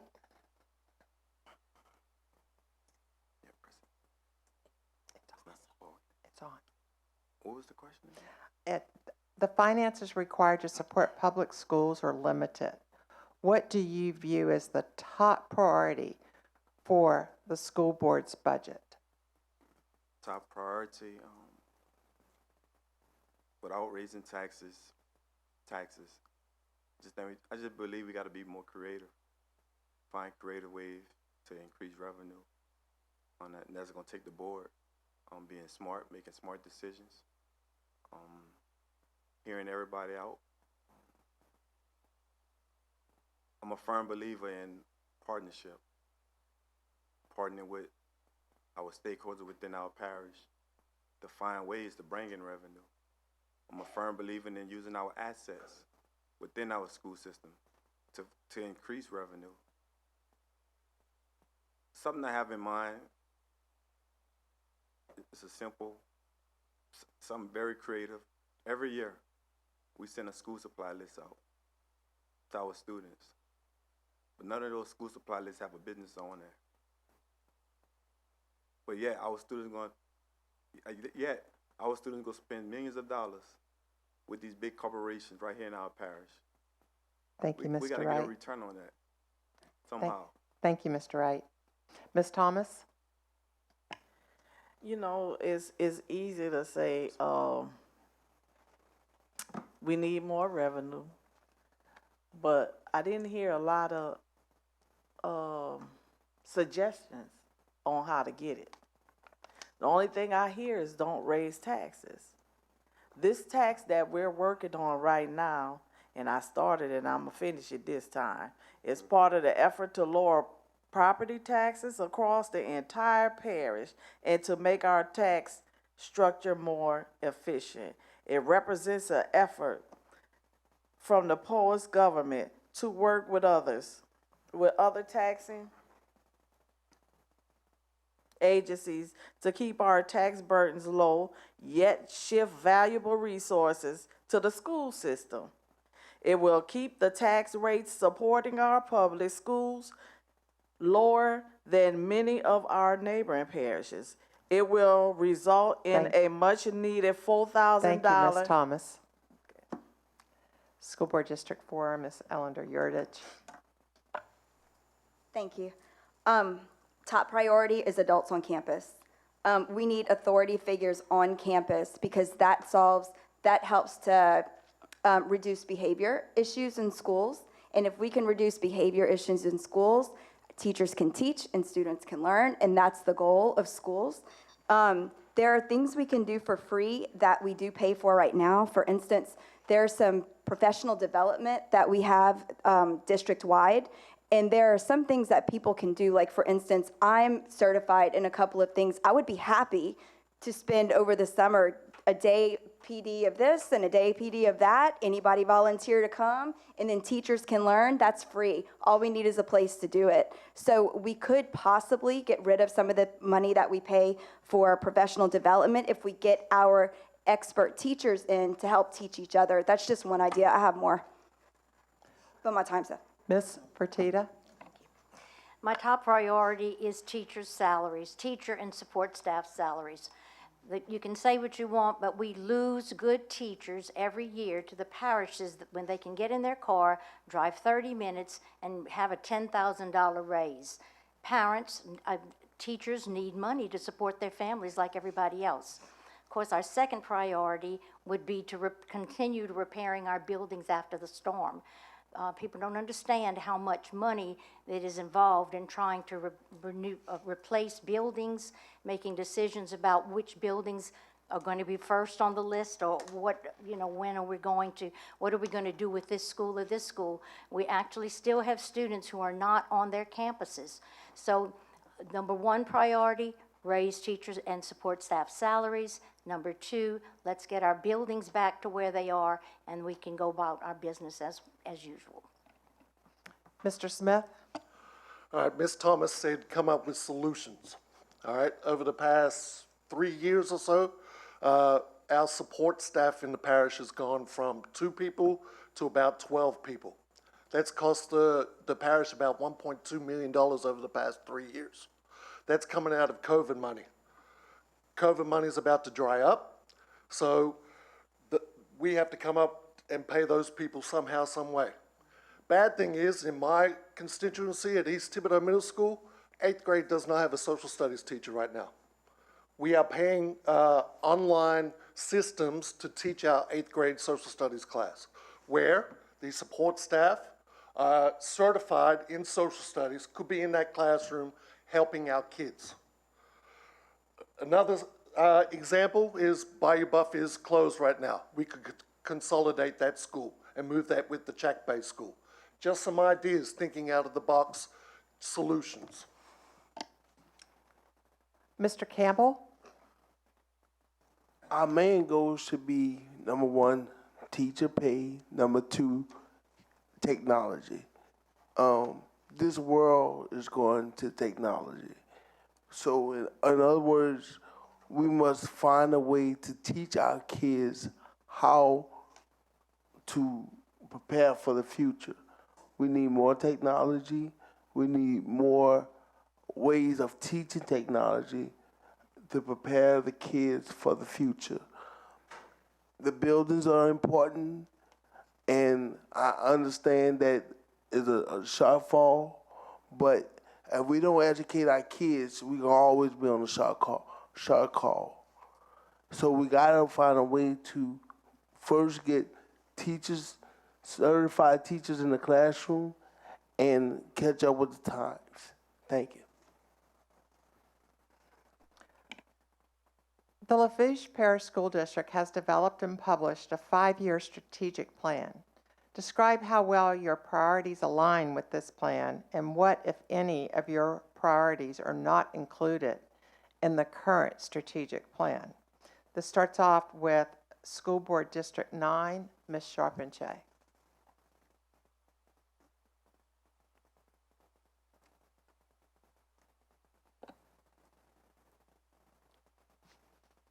I feel like looking at the 5-year strategic plan, where my focuses would be going back to retention, hiring, retaining good teachers, keeping our kids safe, making sure that our infrastructure is sound and current and prepared for the future. And looking into, I guess, future preparation. Are our buildings equipped for where our needs are in the future? And I think that that's really where my focuses are. Ms. Thomas?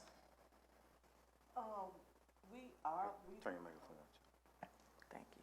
We do have a 5-year strategic plan that we are working on. Unfortunately, in those years, COVID came. Then we had the hurricane.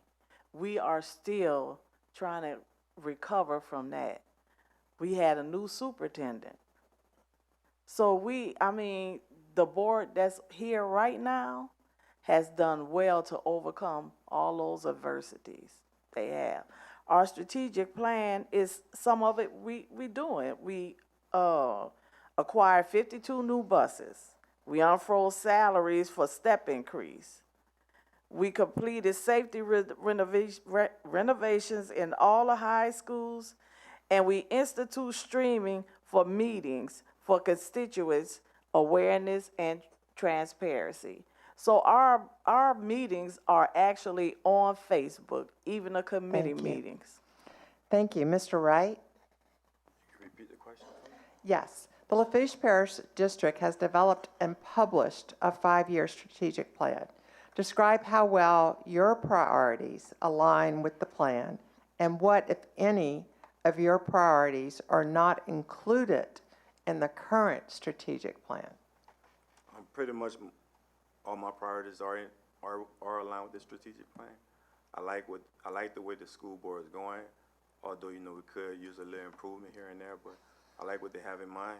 And I have mine written down even before we came here. And it's competitive salaries, to maintain employees, effective administrators, teachers, and employees, improvement and advanced technological equipment and programs for teachers and students, career-oriented programs involving STEAM, and I say STEAM, which is science, technology, engineering, arts, and maths, financial literacy, entrepreneurship, and one of the most important, mental health. Well-conditioned, secure, and accessible facilities, safe, secure, and excellent after-school extracurricular programs, and I also speak on smart goals and opportunities to help increase revenue. So like I said, I like where we're going with the school, and I'm hoping I could be a part of it. Thank you, Mr. Wright. School Board District 4, Ms. Fertitta. Yes. Well, the strategic plan, when it was written, always focuses, or much of it focuses on student achievement, which is what the state asked us what to do.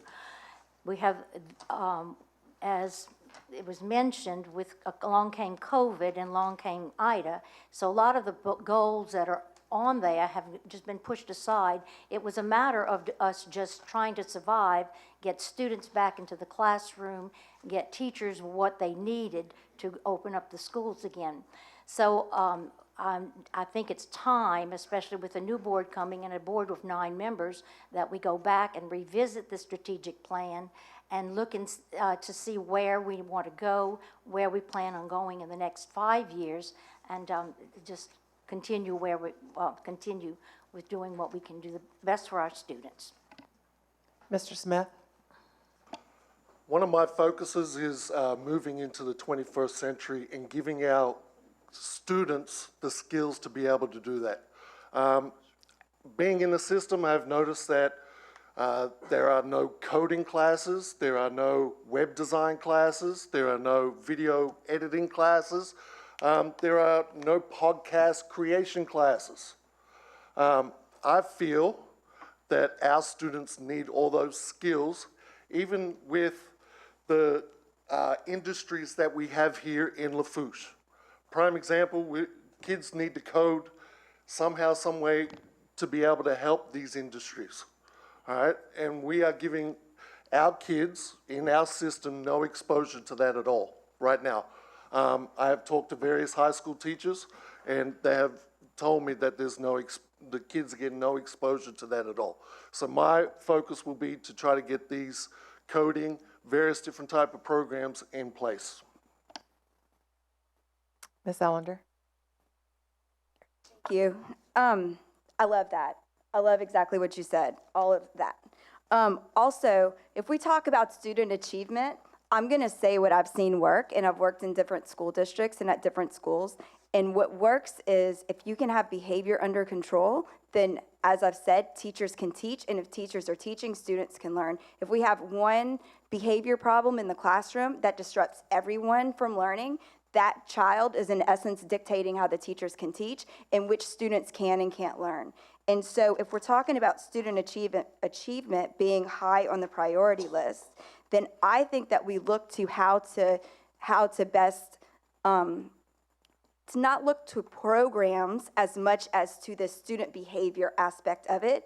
And one of them is just to start with kind of training kids at the beginning of school, for the first 2 weeks of school, how we behave in this environment of school rather than fussing. Thank you. Mr. Campbell? Yes. 5 things I think we should look at is 1 would be teacher pay, 2, the buildings, and the last 3 should be all about the students. We have to be able to, like I said before, prepare the students to succeed in life. Everybody's not going to college. So let's give them trade, give them a pathway to succeed. Student achievements should be our main goal. And everybody's achievements looks different. Everybody's not the same. Education is not the same for everybody. So we need to find a way to incorporate the whole body and make sure kids can succeed in life and get good buildings and, like I said, get it moving forward with technology. Thank you. Ms. Marlborough? Well, a lot of these ideas are wonderful and great, but we go back to budget issues. So I've raised 2 children that now work for the Lafourche Parish Public School System, and they got solid foundations in K through 5.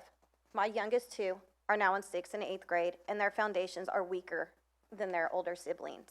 If we cannot give solid foundations and children want to go on to a technical career or a field where they don't need a degree, they at least need basic skills. And if they don't have those, how can we propel them forward? That is something we need to be looking at. We also need to be looking at technology. I keep saying it again, parents need to come back into our school system. We have retired teachers, retired parents, grandparents that would like to come, and they could teach the coding, do coding clubs. They can do these things, but we have to start exploring these avenues to propel this plan forward. Mr. Richardell? Thank you. No, we couldn't prepare for COVID, but we could prepare for hurricanes. We get them every year. Again, funds, shortage thereof. I heard some good ideas here tonight, and I'm looking forward to working with new faces that I haven't worked with before, exploring these ideas. But we have to go beyond just 5 years. And we need to catch up with the other systems in this country and learn from these other systems what's best for Lafourche Parish. But only together will we get it done. Thank you. This will start off with School Board District 1. What do you see as the most urgent needs of the school system other than teacher shortage, and why? And are there any steps that you would recommend to address these needs? Mr. Wright? I feel we need parent involvement. Without parents, many students won't succeed.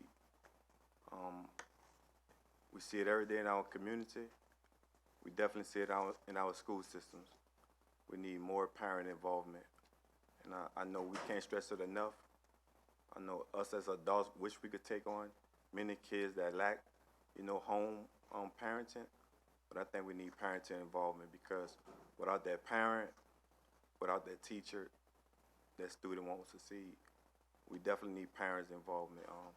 I don't know what's. I only could speak from how I was raised, and I don't think I'd be the man I am today without my parents. And I think everything starts at home. And I know some kids, unfortunately, don't have that parenting, and that's when the village got to step in. The aunt, the uncle, the grandmother, the cousin. Thank you, Mr. Wright. Ms. Thomas? Yes. What do you see as the most urgent needs of the school system other than teacher shortages, and why? And are there any steps that you would recommend to address these concerns? The urgent needs I see right now that we really need is to get the schools back up and running. Every school is not back up. We need to repair all the damage that Ida did. And it's going slow. You're having problems getting materials, as everybody else probably did. But we need to get those schools up and running. Put our children back in a familiar place where they can continue their learning. We also need to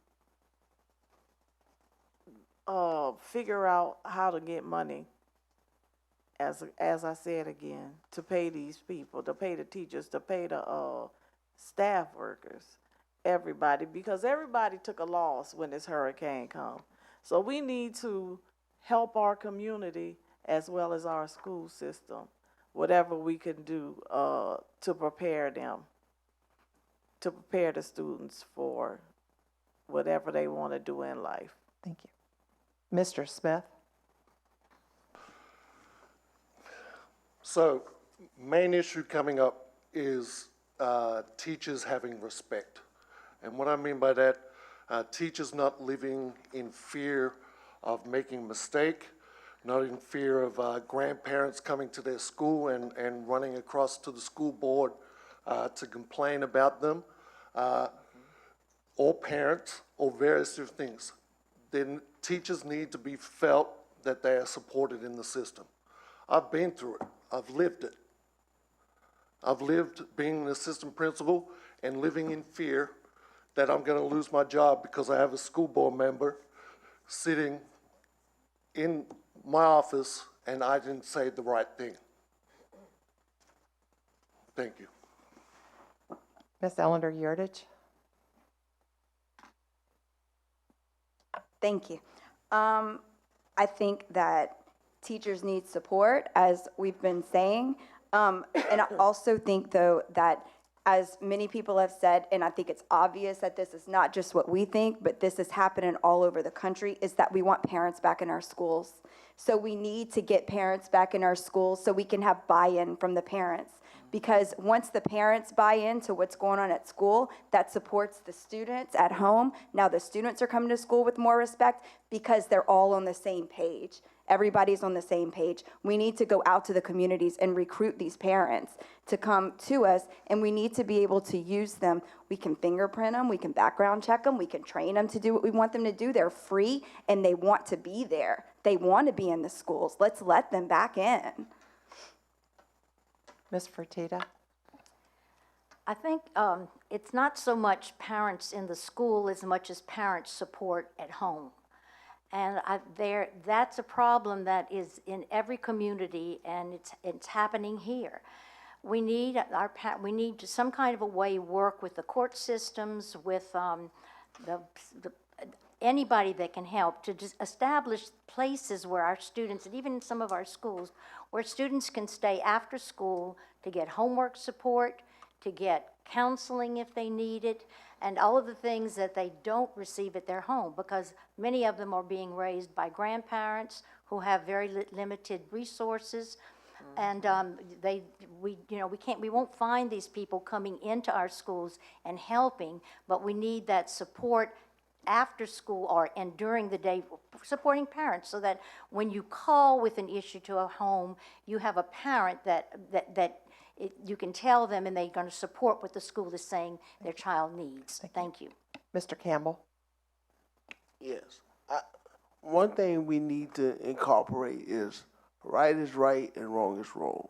Stop upholding people and kids when they're wrong. And make sure that we are teaching and preparing the kids for the future. Also, we do need everybody. It takes a village. It takes everybody to be on one page for every child. And that's the way you incorporate good foundation for everyone. And I can't say this enough. We have to look at our society as far as where we're going to give them the proper tools. It don't make sense to give them a flathead for a Phillip. You know what I'm saying? We got to give them the proper tools, and that's very important. Thank you. Mr. Richard Dell?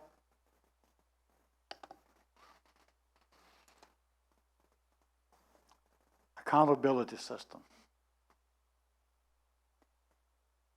needs to be fair. It needs to be consistent, and it needs to be transparent. In my younger days in school, the students that were in sports were favored, or the families that were a little special. That kids was treated different. I'm not sure that's going on now, but that's what I envision for this school system. Everything open and above board throughout it. Thank you. Ms. Marlborough? So So first, I want to say a lot of parents in our community do care, and it does start at home. When we have administrators that are not doing what they should be doing, and we call the chain of command, we meet with the superintendent, then we are shut down and not allowed to speak on the agenda about what is taking place at our schools, to speak about it so the board is informed about what is going on. I just want to clear that up because I'm a mom who cares, and I've had to do that. And I've been told no, I can't speak, by the way. We can't continue to blame COVID and hurricanes for everything. Psychology, basic psychology says we have to build relationships. To build relationships with people, you have to be near them, you have to work with them. So if parents are working with teachers in the classroom or at the school, then there's going to be trust and support will come. It'll all fall into place, but we have to start by allowing our parents, grandparents, or anybody else that wants to bring something positive to our school system to be there. Ms. Charpentier? I'm in agreement with many of the things brought up, like repairing our campuses being an urgent need, family and community support at schools. But to me, it goes down to two very important things. I think that especially our younger kids need recess. The decompression time is seriously lacking, and the stresses that are put on these young children are immense. Additionally, job preparedness for basic life skills.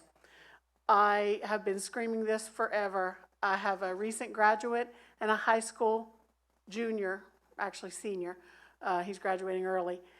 They cannot sign their names. This is a serious, serious lack that we have missed. We need to go back. When I was in school, we wrote our times tables over and over. We practiced cursive writing until we got it. It's not a one-week lesson. We got to go back to basics and prepare our kids for real life. Thank you. All right. What is your position on the use of charter schools? Do you think charter schools are an effective way to serve students, and why? And we start off with Ms. Ellender Uritich. Thank you. I love this question. So I've worked at 2 charter schools, and I think that they are fabulous. Fabulous. It shouldn't be that only some people have school choice. I think that everyone should have school choice. If they live in a neighborhood, they live in a failing school district, they shouldn't have to go to that school just because that's where they live, but they can't afford to go to a private school. So I think there should be school choice for everyone. Charter schools are wonderful in that they can create their own boundaries of the way that they want their day to look, what their priorities are, and how they want to see that happen. So they're like at the school where I am right now, there's not the bureaucracy that I've seen in the regular public schools. And those are some of the things you can take out when you do have options like charter schools do. Thanks. Ms. Fertitta? There are some very good charter schools, and we're very lucky in our communities to have several of them. There are some charter schools, not here, but there are some charter schools that are not very good. They're out there to make money, and they really don't serve the needs of the children. However, I think that school choice, and we do provide that by law, we have to provide school choice for students who are in failing schools. And we do have some students who are bused to some other schools to get them from one failing school into another. Of course, you have to look at the numbers of the accepting school. But I think that there are charter schools that are good. There are other options that are online learning that's good. And like I said, our communities have many different choices for our students, and it is up to the parents to decide what is best for their child. And that's what I always felt, that you know the parent needs to make that decision, what is best for your child. Mr. Smith? I work at an online charter, so I like charter schools. But with that said, students have to have all students have to have access to that school of choice. I've worked at East Thibodaux, and BCA is right next door.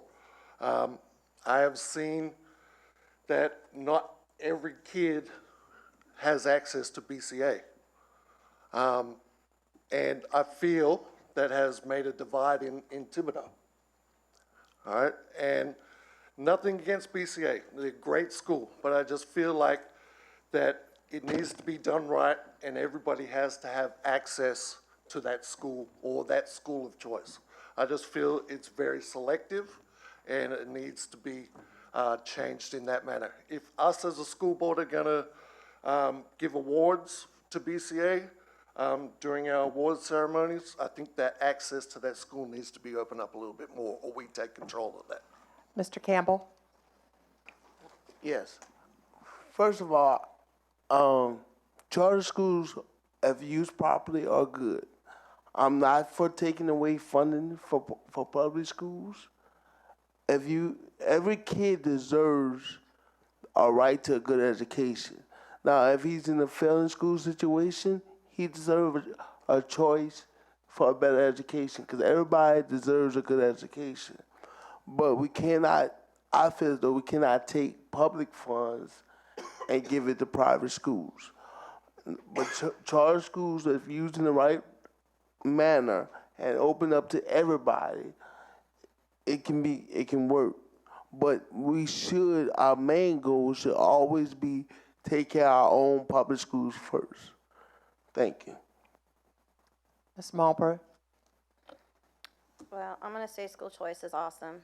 Not all kids fit in the same box. I've worked with families and advocated with families who've pulled their children out of our school system because they feel it was failing their children and have put them in charter schools. And it's working for them. And it's unfortunate that it's that way, but we need a board who's going to be competitive, who wants nothing but the best to bring nothing but the best. And if it ever comes up that school choice is out there, I'm going to say, hey, bring it, because we can do better and we will do better. Mr. Richardell?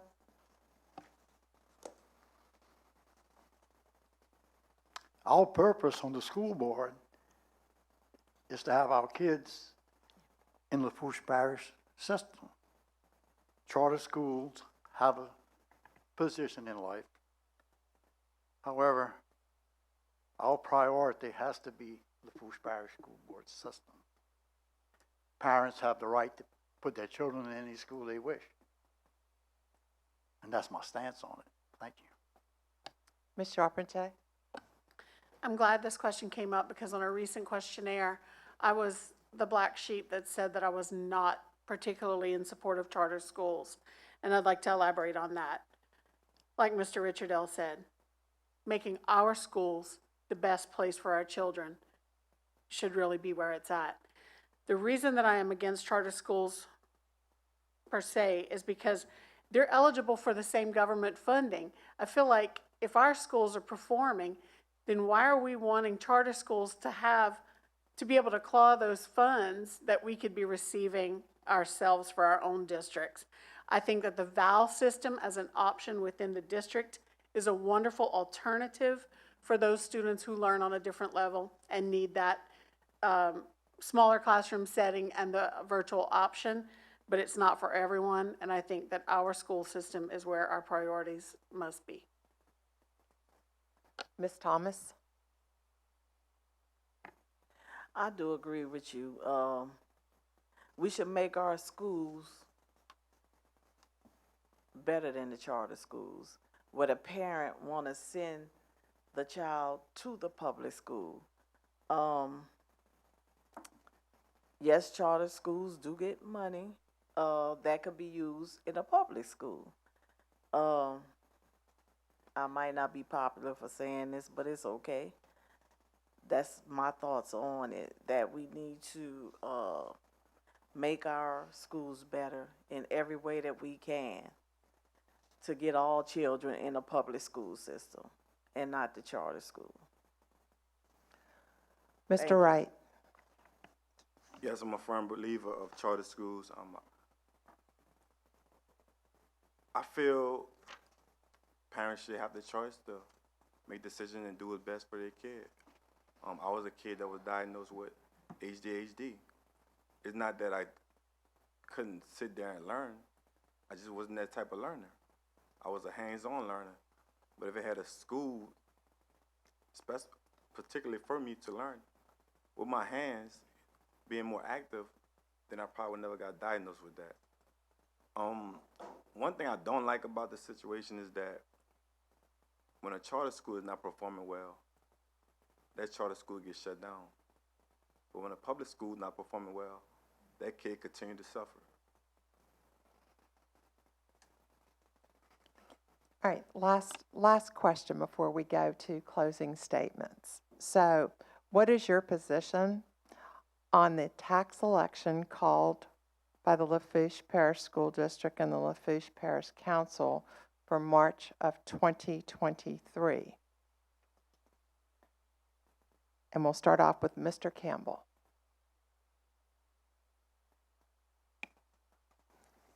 Taxes is not popular. Nobody want to pay more taxes. But that's the only way to support your community. I think we need to find some type of safe range or however study you want to look at it, but it's the way you pay for your community. We can't afford high taxes, but we cannot continue on the path that we're on neither. So we're going to have to make some tough decisions, and that's just what it is. If education is that important to you, making it better going to be that important to you as well. I had an old pastor that taught me something a long time ago. If you ever want to know how much a man loves something, follow where his money go. And they'll tell you how much they care about it. Thank you, Mr. Thank you. Campbell. Mr. Richardell.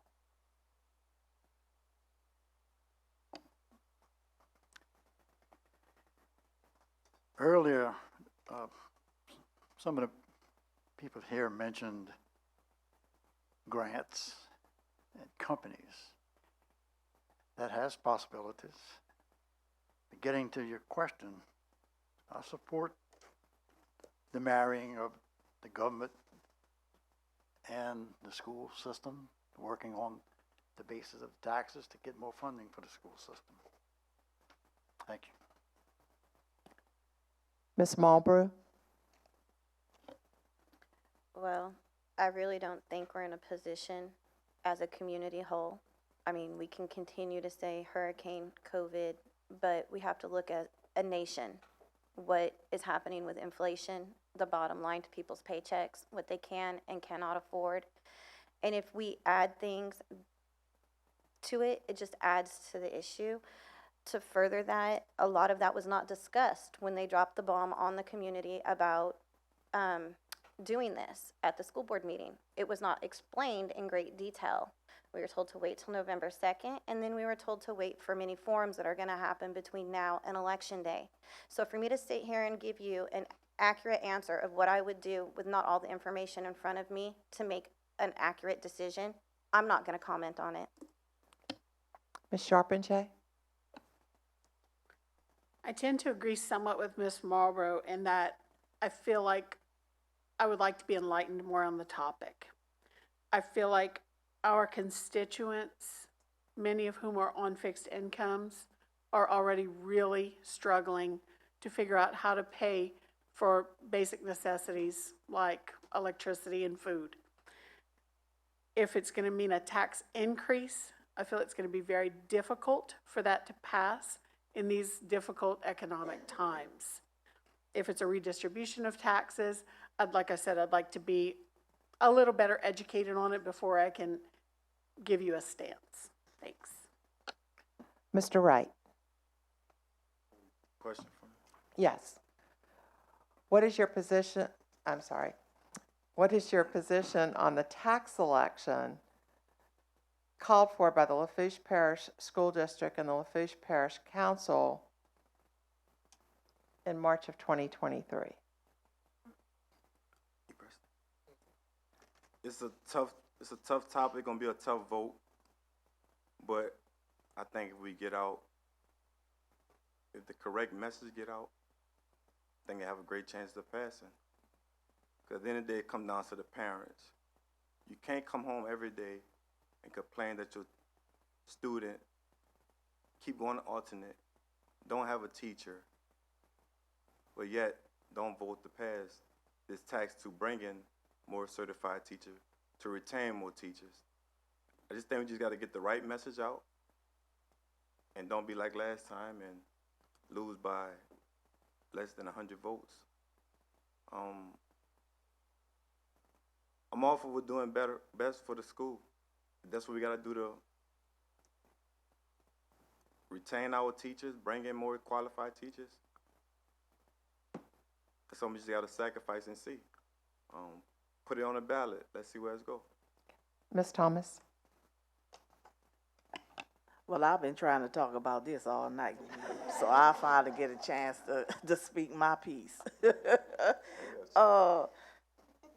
That tax will result in a much-needed $4,000 annual increase for teachers and a $2,000 increase for the support staff.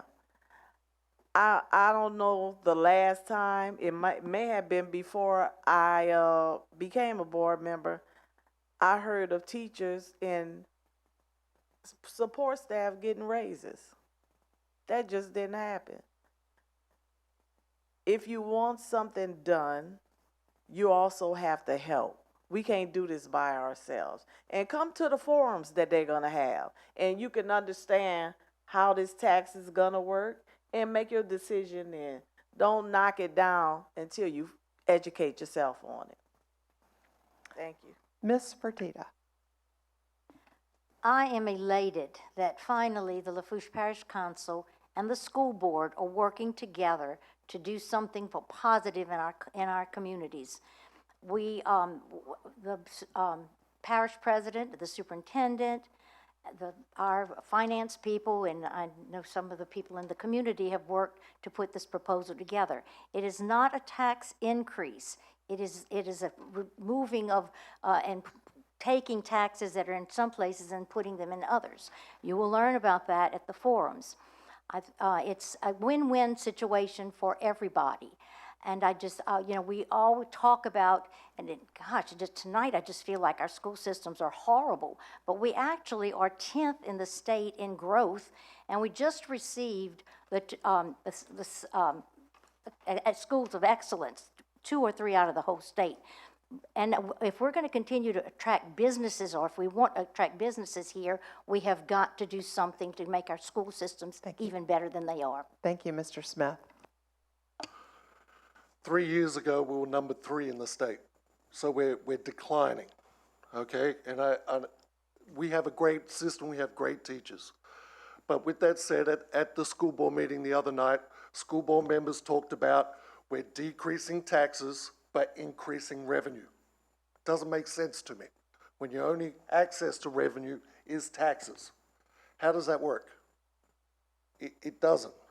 Now moving taxes to now fees, that's a tax. That's a tax. And for me and my constituents in my District 4, we shop in Thibodaux, in the city of Thibodaux. 0.4 of a cent, the tax will go up. They're talking about my trash. I have to pay for that now service instead of my taxes paying for that, or my sales taxes paying for that. So right now, I am against from everything that I've heard about it. Thank you. Ms. Ellender Yurtich? Thank you. I want to say, I don't think that our schools are terrible.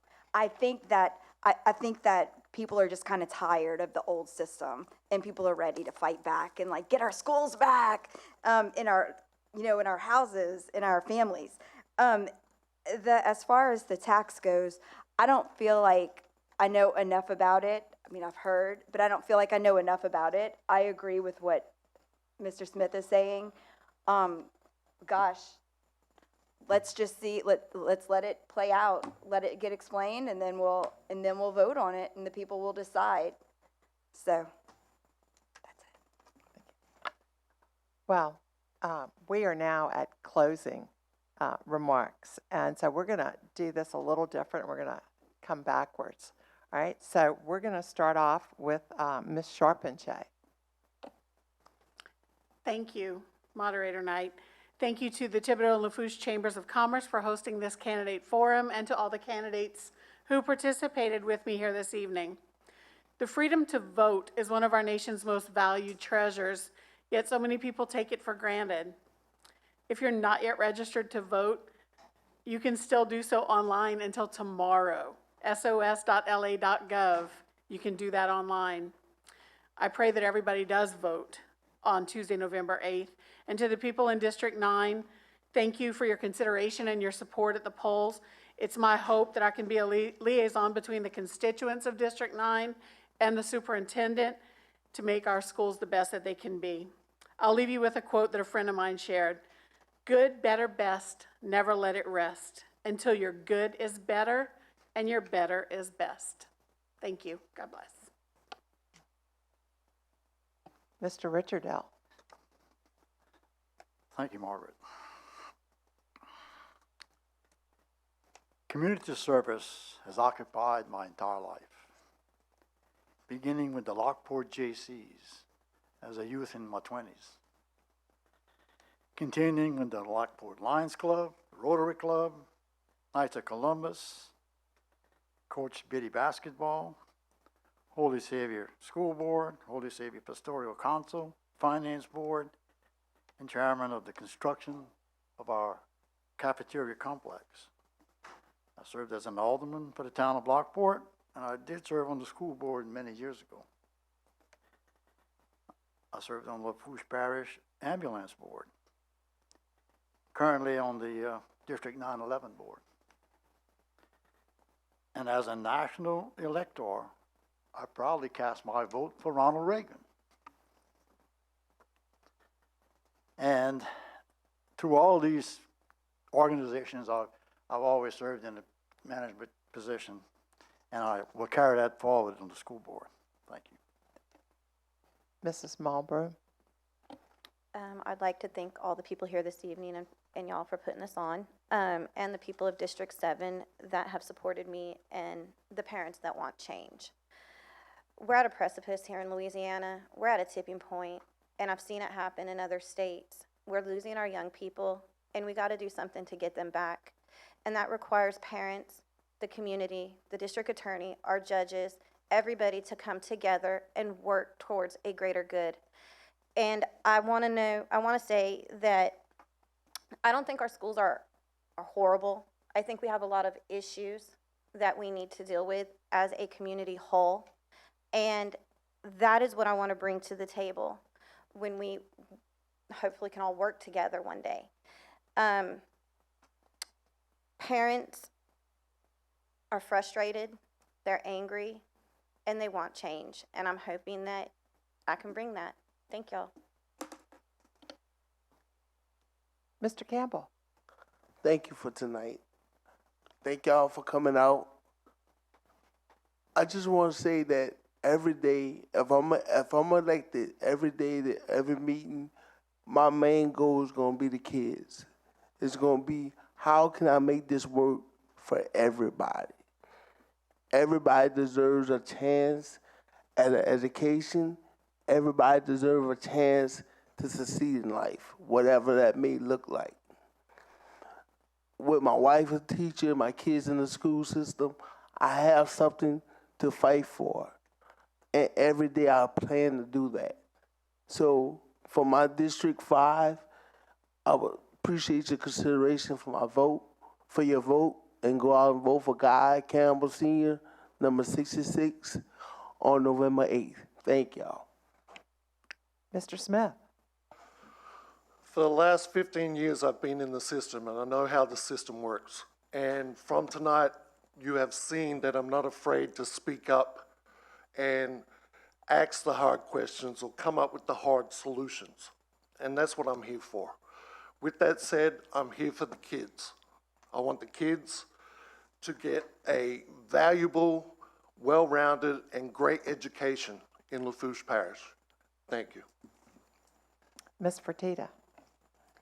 We know that the system has really, for the last 4 years, have gone through many, many challenges, excuse me, and as we move forward, there are going to be many more challenges. It's going to take a board that's cohesive, with experience and knowledge, to meet all of these challenges that we're going to face.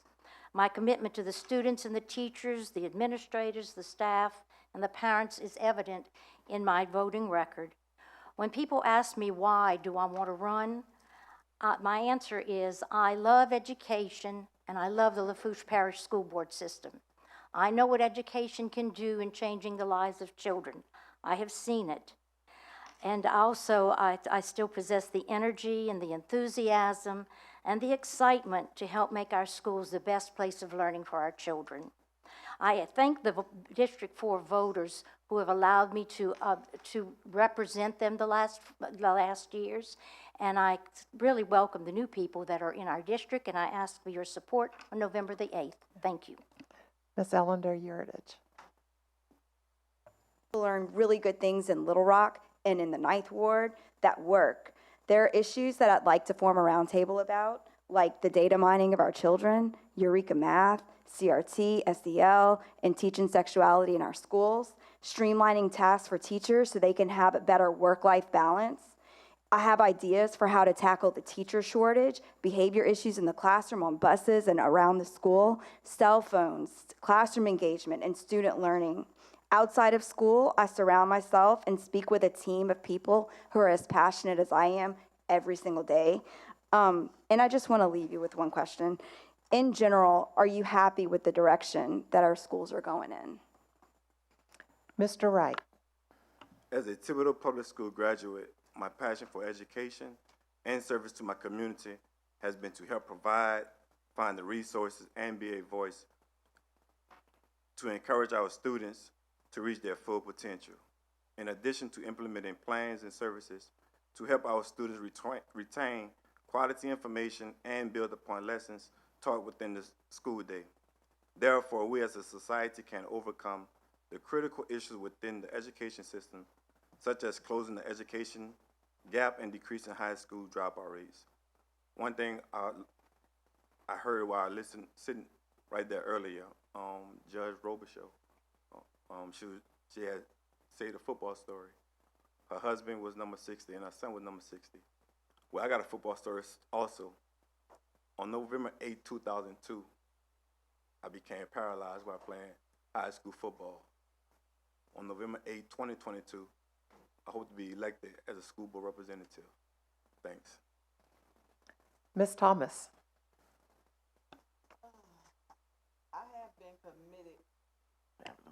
I have been committed to outreach and community service for a long time, aiding anyone in need throughout my lifetime. I currently serve as your Lafourche Parish School Board member. I also serve on the City Zoning Commission, the Executive Board member of Virtual Academy of Lafourche. I serve as the Vice President of Lafourche Community Action and Life Coast Governing Board.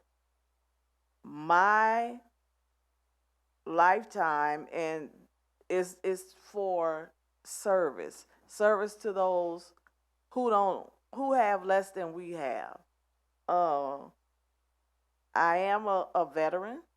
I'm an Army veteran, and I take that discipline that I was taught for those 8 years with me to help serve the community. Don't they deserve a round of applause? And I say this is that anybody that, really you volunteered to be, hopefully become elected and to serve our community. And I commend all of you for doing that. So this concludes our forum tonight. We would like to thank the following. We'd like to thank the media who have sat out back there and filmed us. My committee that works with the Chamber of, the Thibodaux Chamber, along with the Lafourche Chamber, all you audience members for attending, and most important, early voting starts October the 25th to November the 1st. And election date is November 8th. Make sure that you vote. And in closing, I'm going to pull a rank here. There is a Thibodaux forum for the city on next Monday night, October the 24th. It starts at 5:30 in the Ridley Grove Auditorium, and it's being sponsored by Lafourche Alliance for Good Government and Nichols State University College of Business. Love to see you out there also. Thank you and good night.